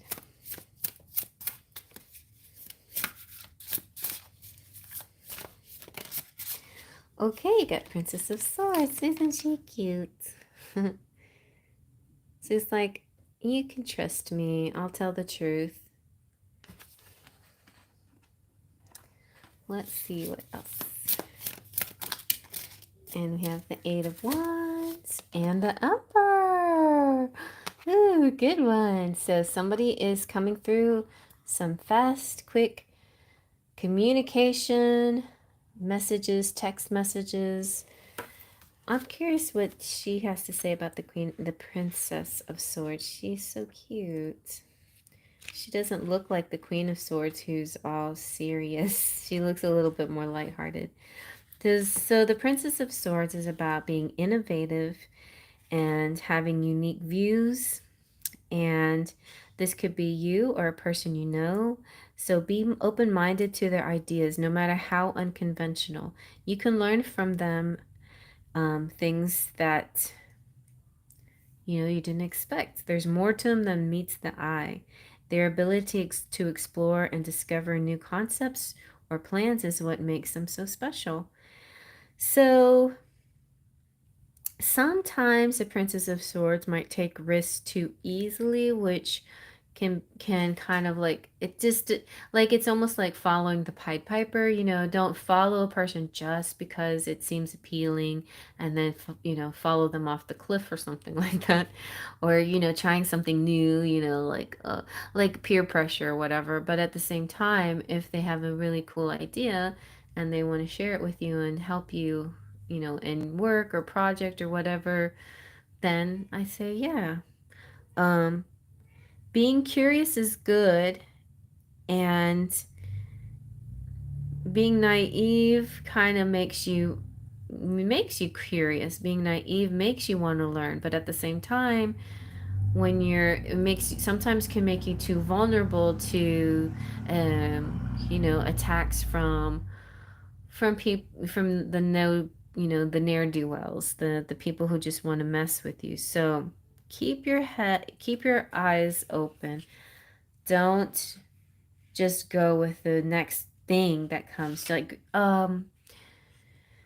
be discerning and vet people. Vet is a good word. Vet people and vet situations before you jump into stuff. Do a little more vetting and research. Hey, Unstruck. uh okay.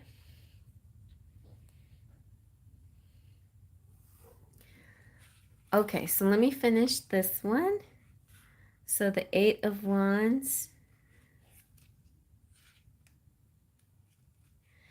So yeah, so fast movement, but success is guaranteed. And just go with it. I mean, there's no point in slowing down because things are just going to move quickly, and I think you got to go with the speed. So just take this moment where if you have feeling a bit impulsive and you're feeling a bit like taking a risk and you're a little bit nervous about should I do this because maybe in the past um it didn't work out so well. I think the Eight of Wands is trying to say, yes, take this chance and go with this action because it's going to lead you to a good place. It's going to lead you towards a person like of authority. It's going to lead you to your own authority and your own like entrepreneur and being the boss of your own life. And yeah, being strategic and having power, and it could also have something to do with father figures and bosses and right your divine masculine and stuff. Good. Yeah. And so let's get a little Lenormand to see, clarify this princess a little bit. Who is this princess? What is she doing here? Why is she looking so innocent? Like she didn't do it. Was it me? Somebody in the house and the garden, a garden snake, and the garden snake got run over by the lawnmower. Ooh, the stork. The stork means changes, and the moon means honor and success. So that's really good. Oh my gosh. If you're going to put two cards together, then definitely, I mean, if the snake's going to come out, then that's really good that the scythe comes out next to it because you're cutting down. This is kind of like ending the gossip, the negative thoughts or feelings. It's like they can't happen. They can't be like any of those little people who want to say stuff behind your back or whatever. They're getting cut down. Okay. So what's left is this lovely progress here for you. The house could be, you could be working from your home, or you could have some kind of connection from your home. The garden is public, and sometimes that represents networking and social media. And so having those two, the stork represents like a new direction or promotion, leveling up. Something new happening into your life. You could be moving to a new home. You could be moving into a fancier home that has a really beautiful landscape. And the moon is about recognition. So I just feel like, okay, if this is a career thing, definitely moving up in career, you're having this emperor quality. If this is a love reading, this could be like moving into somebody's house, additions to your life, like a child, or this could represent your child, your future, maybe your spirit baby who's kind of like innocent, naive, but honest. Um, but things are moving really quickly here, and the moon, in a general sense, just feels like good energy, like good, happy, spiritual, intuitive energy that has something to do with your success. Interesting, I got the snake in the last reading. But what's good about the snake, I think the last reading, I don't know, I'm not sure how I interpreted it. Sometimes the snake has to do with libido, but sometimes it has to do with like sneaky people, sneaky things, gossips, the mean girl or the people that try to get in the way.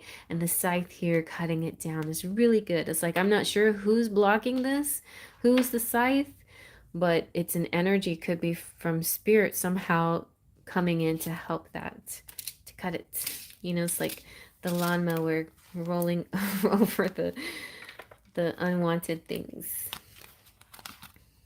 Yeah, very good. But the snake it could be in the garden, right? The garden snake, and so it could be some sneaky person in the social media, but you don't have to worry about them. So yeah. Very good. Very good.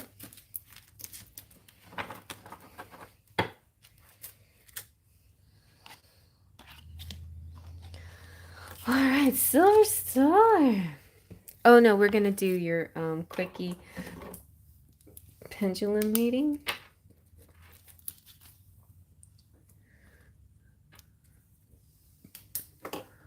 Okay.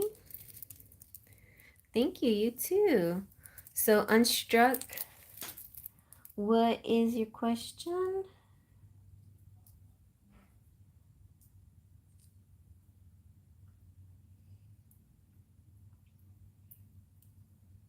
Does Sydney the Cancer love Guillermo the Taurus? Does Sydney the Cancer love Guillermo the Taurus? Yes or no? Clockwise is yes, counterclockwise no. Sydney, no, he does not. Sydney the Cancer, or she does not.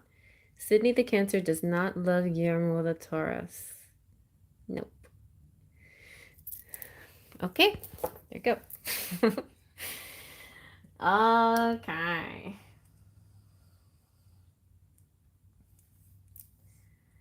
And so now we have Silver Star Priestess.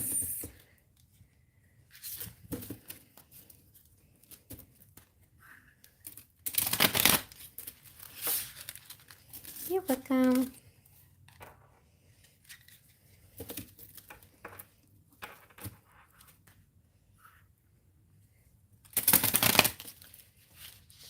I know Guillermo is a great name, isn't it? There's this one guy named Guillermo that had a crush on me a long time ago. Everybody nicknamed him Memo. No. Can we do, is my husband a soulmate or a twin? Okay. Oh, your current husband, is he a soulmate or twin flame? Interesting. Okay, let's check it out.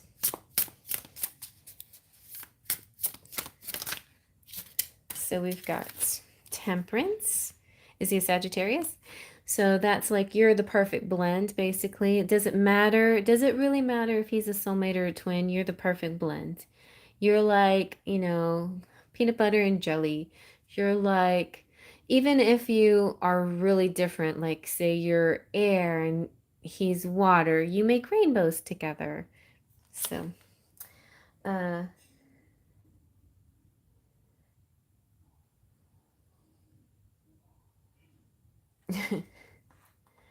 and then you've got the King of Pentacles. So is you're okay,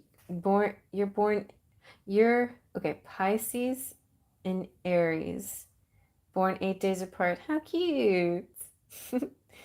So neither of you are Pentacles, but that's okay because King of Pentacles does not necessarily has to do with your sign, but it can also represent his stability, and he's the one that gives you, you know, a- his it's not about just his heart, but I think he's giving you his heart, but through his gifts, through stability, through his word, his promise that he'll be there for you always.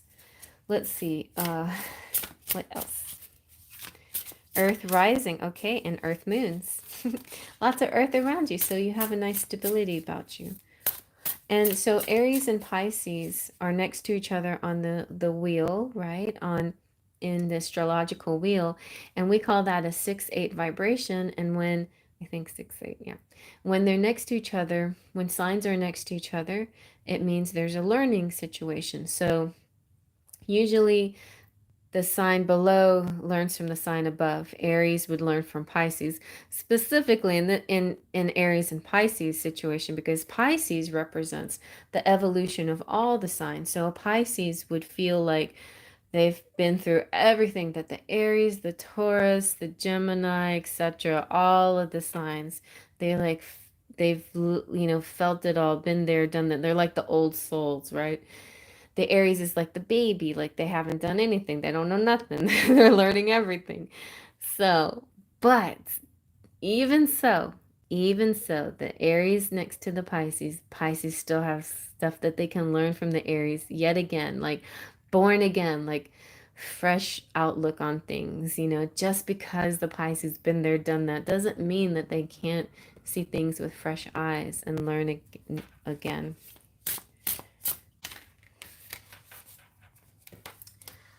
Okay.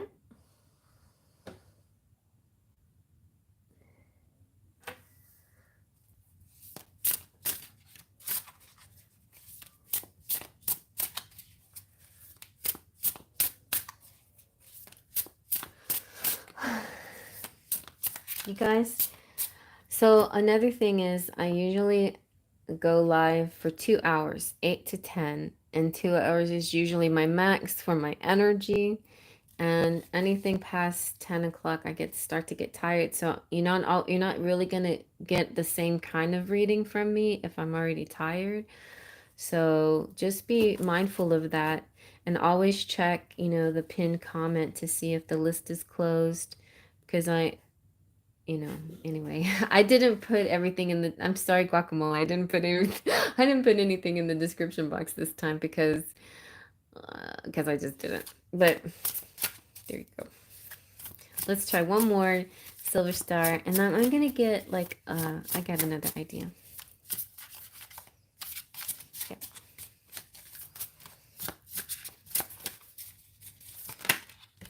Ooh, see? I think the Fool represents and this element of surprise for you guys. There may be, oh my gosh, you don't have to do that. There may be I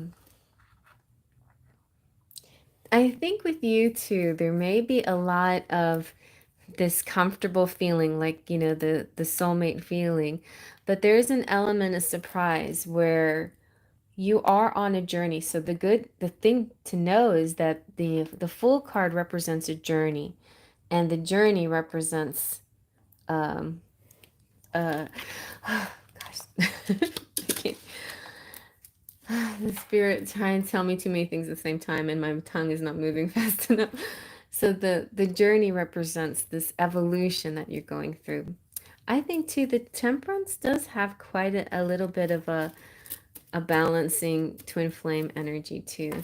And when I say, okay, soulmates are big. That's a big category right there. Soulmates. You can be soulmates with your best friend, your dad, your dog, okay? So that is a lot of, that's a big range of soulmates. So when in my channel, usually I'm attracting high levels romantic soulmates, which is kind of almost equal to the twin flame, except the your path's a little bit different.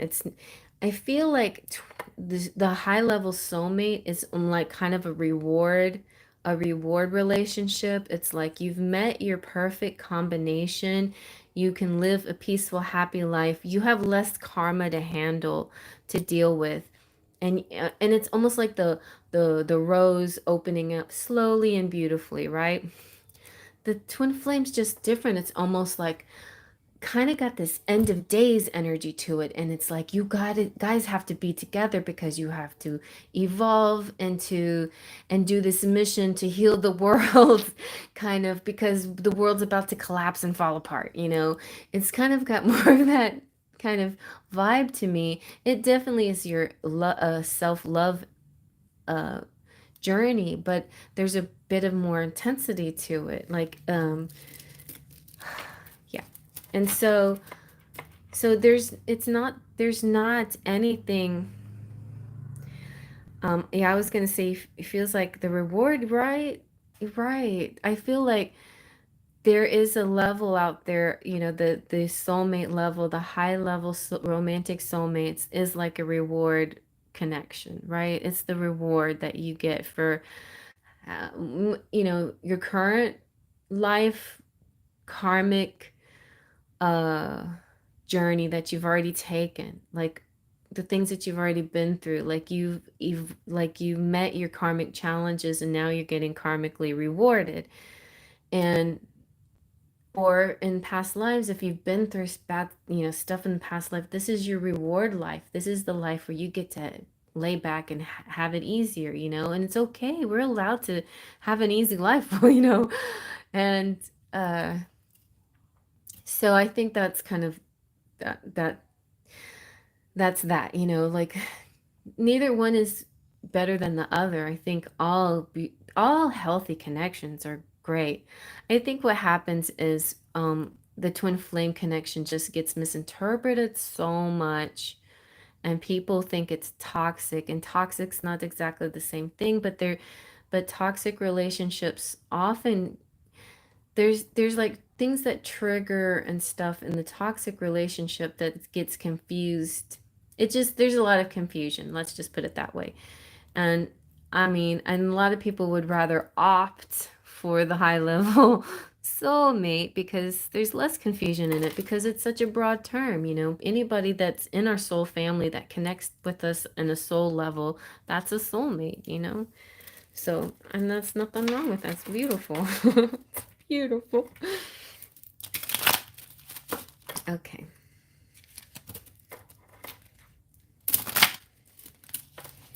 Let's see what the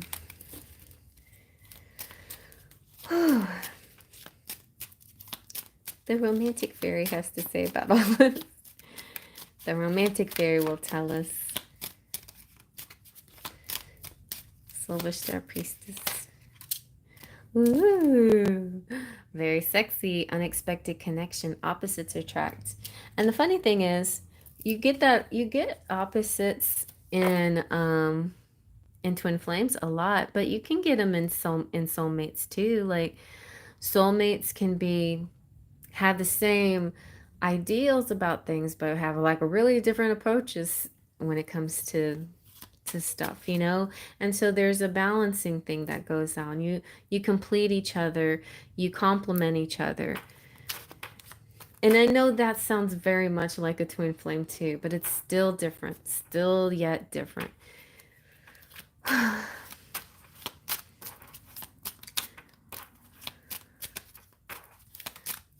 Like that, it's good. It's kind of like, it's like a Sagittarius, like say for instance, a Sagittarius and a Gemini, or, you know, opposite signs like Taurus and Scorpio. When you're with that person, that doesn't automatically mean you're with your twin flame, right? When you're with a person that's the opposite side sign of you, you're just learning things um, that are different from you. And it could be the shadow side of things, or it could be just an alternative point way of looking at things that you might not have considered. But it helps to expand your you know, expand your thought processes, expand your way of seeing things. It's always a good thing to see more than one way of doing things, more than one point of view.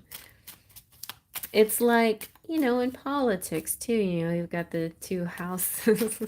I mean, you got the two parties, and it's meant to be in order to give multiple views on something so that more people are represented. But anyway, you got divine timing, a serendipitous event is coming, or maybe you guys met.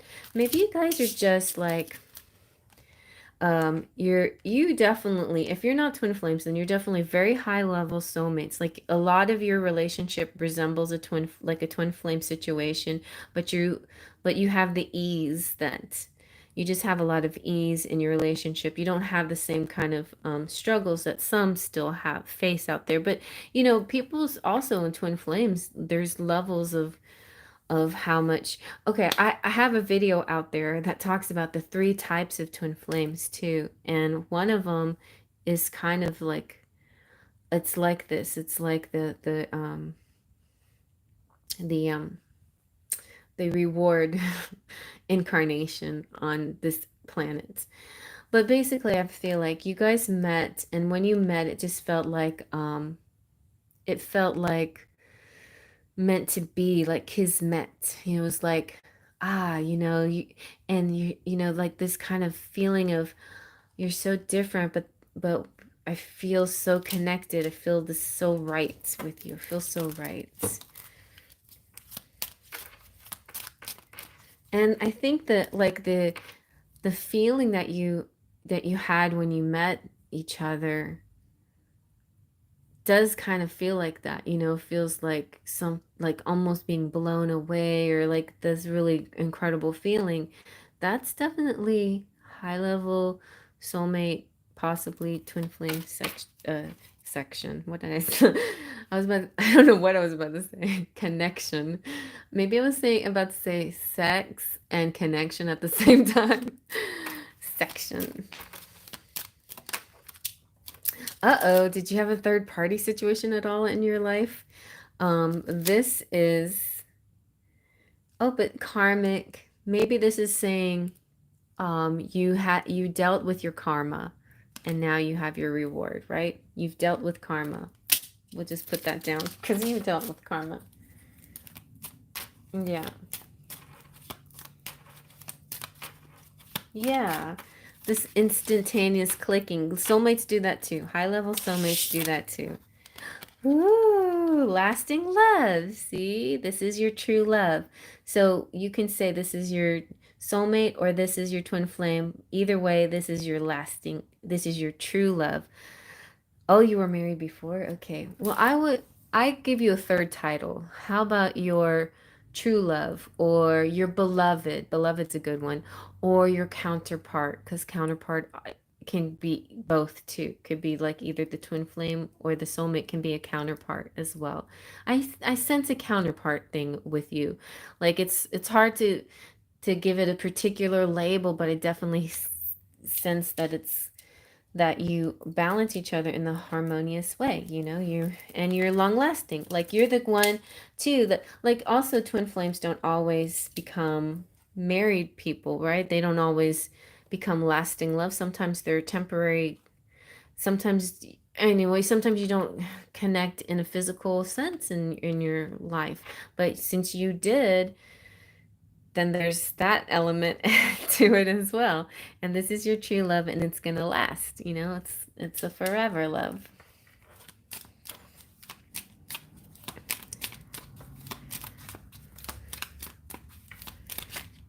Oh, and you guys got some good sexuality going on.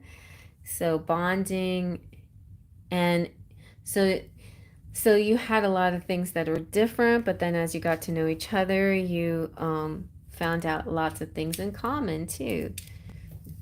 And this is saying that, see, that's what I was thinking. He's a good gift giver. He likes to give you things, tokens of reciprocity. And yeah, just he's good at sharing. He's good with the money. He's good with the finances. He's good at making you feel secure, I think. And look, this is good. Your dream's coming true. So what does it matter what we title it, right? This is like your fairy, you have a fairy tale. You have the happily ever after fairy tale on your hands right now. So I don't know what to call it, but it's a fairy tale come true. This is have faith, your rainbow will come smiling through. You are this is your lasting love. This is your Prince Charming and it's fine. It's fine. I just you get a special title. You are in a fairy tale. You are with your true love. It's like the true love's kiss and the happily ever after. That's what you got.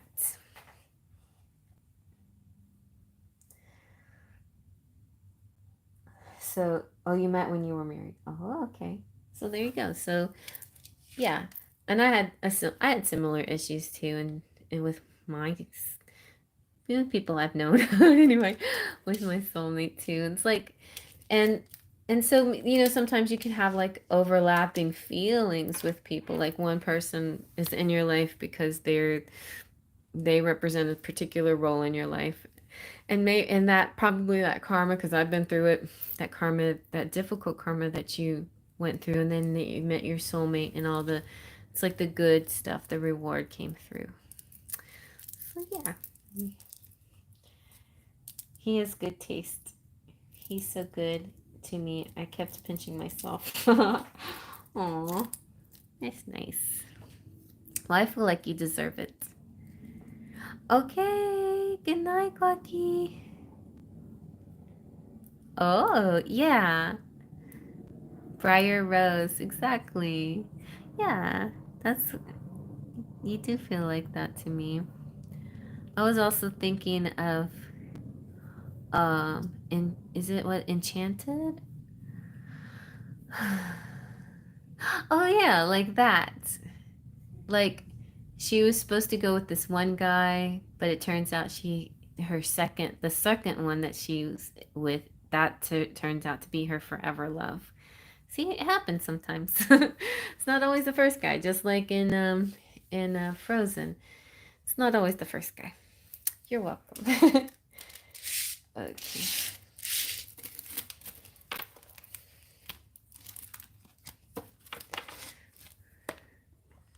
All right. And then Luz, I think she had a question. What was Luz?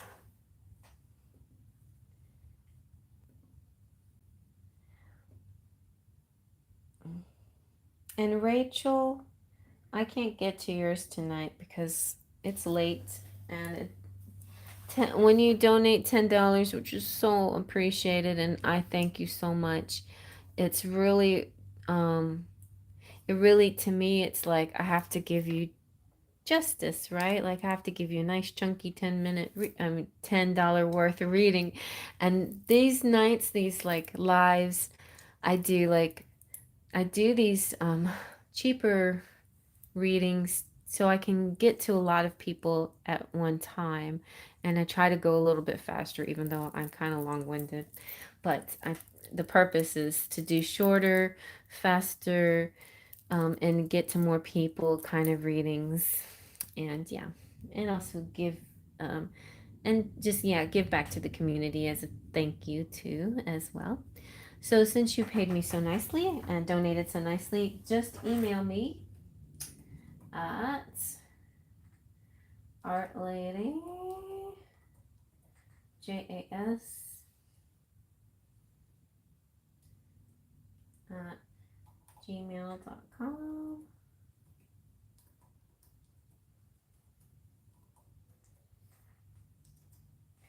and I will put you in a queue, and wanted to give you extra. The topic was where, oh, thank you, sweetheart. Thank you so much. Appreciate it. I do. I really do. So yeah, and if you have any other questions, you can email me too, and we can chat about it. Um,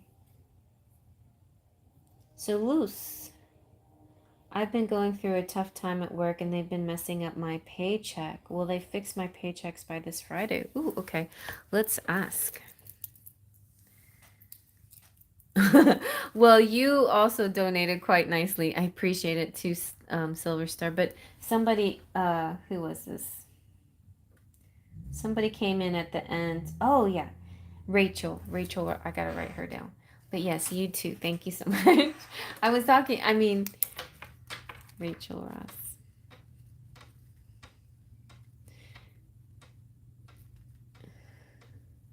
I just want to make sure I remember that she.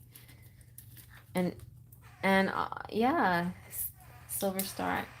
If there's anything else that you need, you also can email me. Okay. How do I become a member? I'm open to any you have for me. Am I? So, terms and manifestations. I love your channel. Same birthday, and especially I feel his daughter is mine. Past life. Huh. Interesting.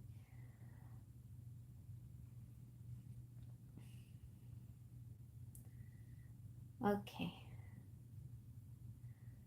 So I've been going through a tough time at work, and they've been messing up my paycheck. Will they fix my paychecks by this Friday? Let me ask, yes or no. For Luce, will they fix her paychecks by this Friday?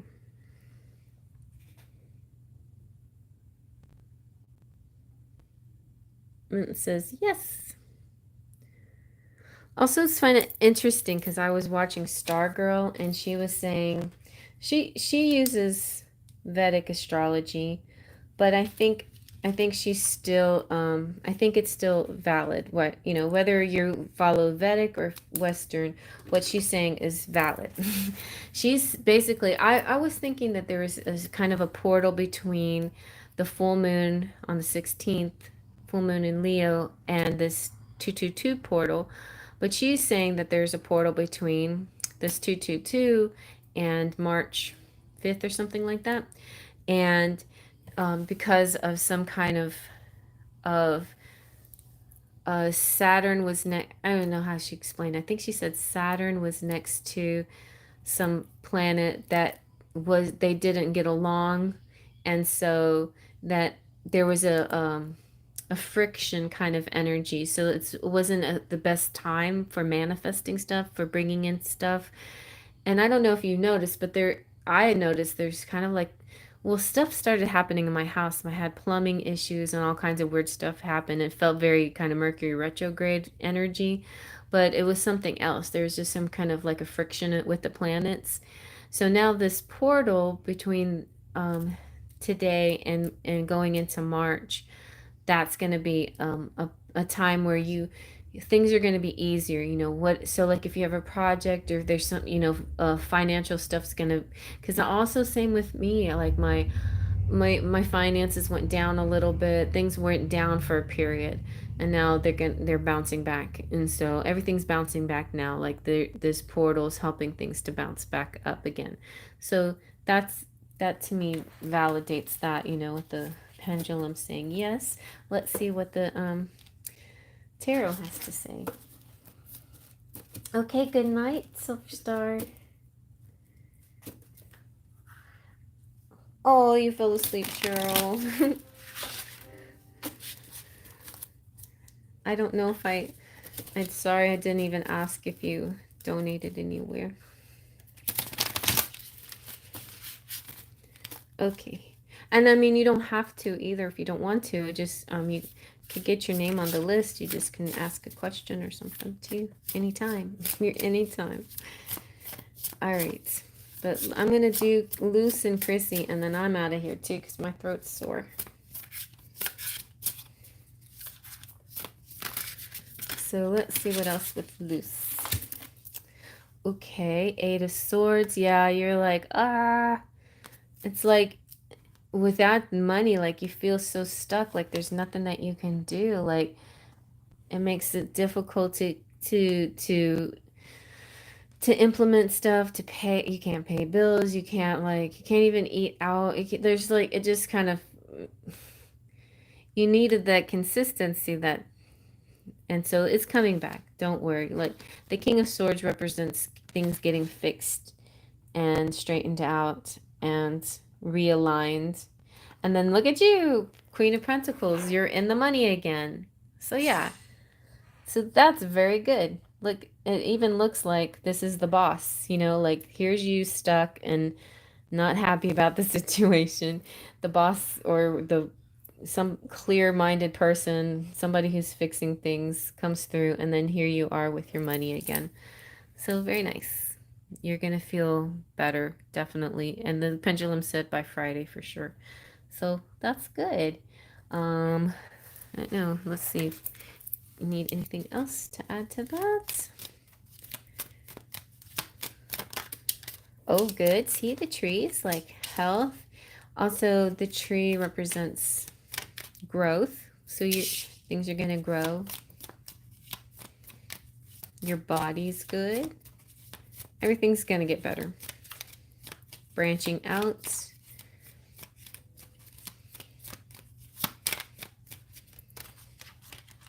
Okay, what's that? Oh, nice. So in public places, yeah, that could represent this social situations. Oh, the partner. Some dudes coming through here. The fish means money. All right. Money's coming back. Very good. Your birthday is this Monday coming up, so I want to make sure I have a good birthday. I know. You need money in your accounts. Yeah, you are. Look at that. You look like a happy birthday girl right there. Okay? But don't, like do your best to keep in the positive mind frame. Today is a great day to manifest that money coming in. Just see it there, see yourself like this, holding it in your hands. You got it. Everything's good. No need to worry. Life is good. Life is abundant. You're going to have a happy birthday. Okay? Mm. And remind me, and I'll throw a little party for you Tuesday. A little after birthday party. Okay. And so this is, so I'm going to do Chrissy's.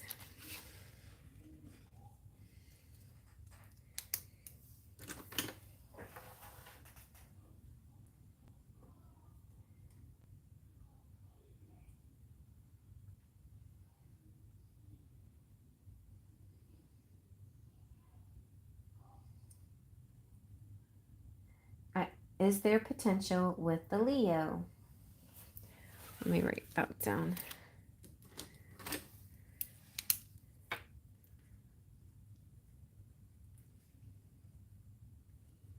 And we're at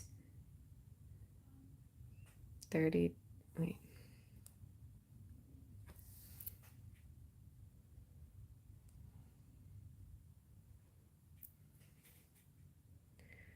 I don't know. It's been more than 32. So maybe 2 hours and 32. Oh well. You'll find it. It's at the end. Okay, so Chrissy H. Is there potential with the Leo?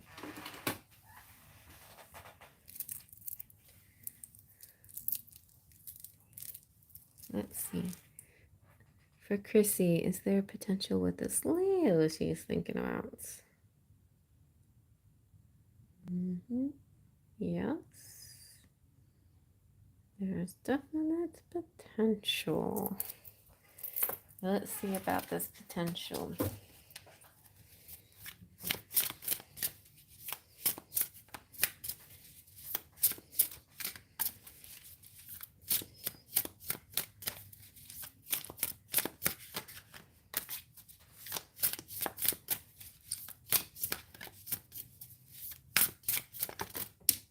Ooh, wow.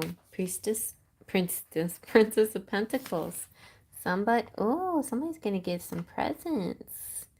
This is a gift giver. The Queen of Swords. I think at first you might see it too good to be true. Like, or maybe you think he's got somebody, a girlfriend or something. But I think, like this guy seems interested in you. Yeah. I feel like there is this kind of sense of a journey, rites of passage. There's certain things that you have to go through before you can feel sure that this person likes you, but definitely they like you. I don't know why you're in doubt of it. Right here it feels like doubt, and here you're like, it's part of your self-love, I think.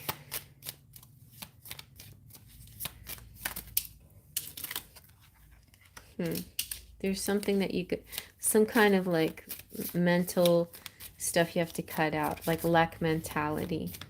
Start focusing on the positive. Ooh, this news is coming in, some announcements, some information.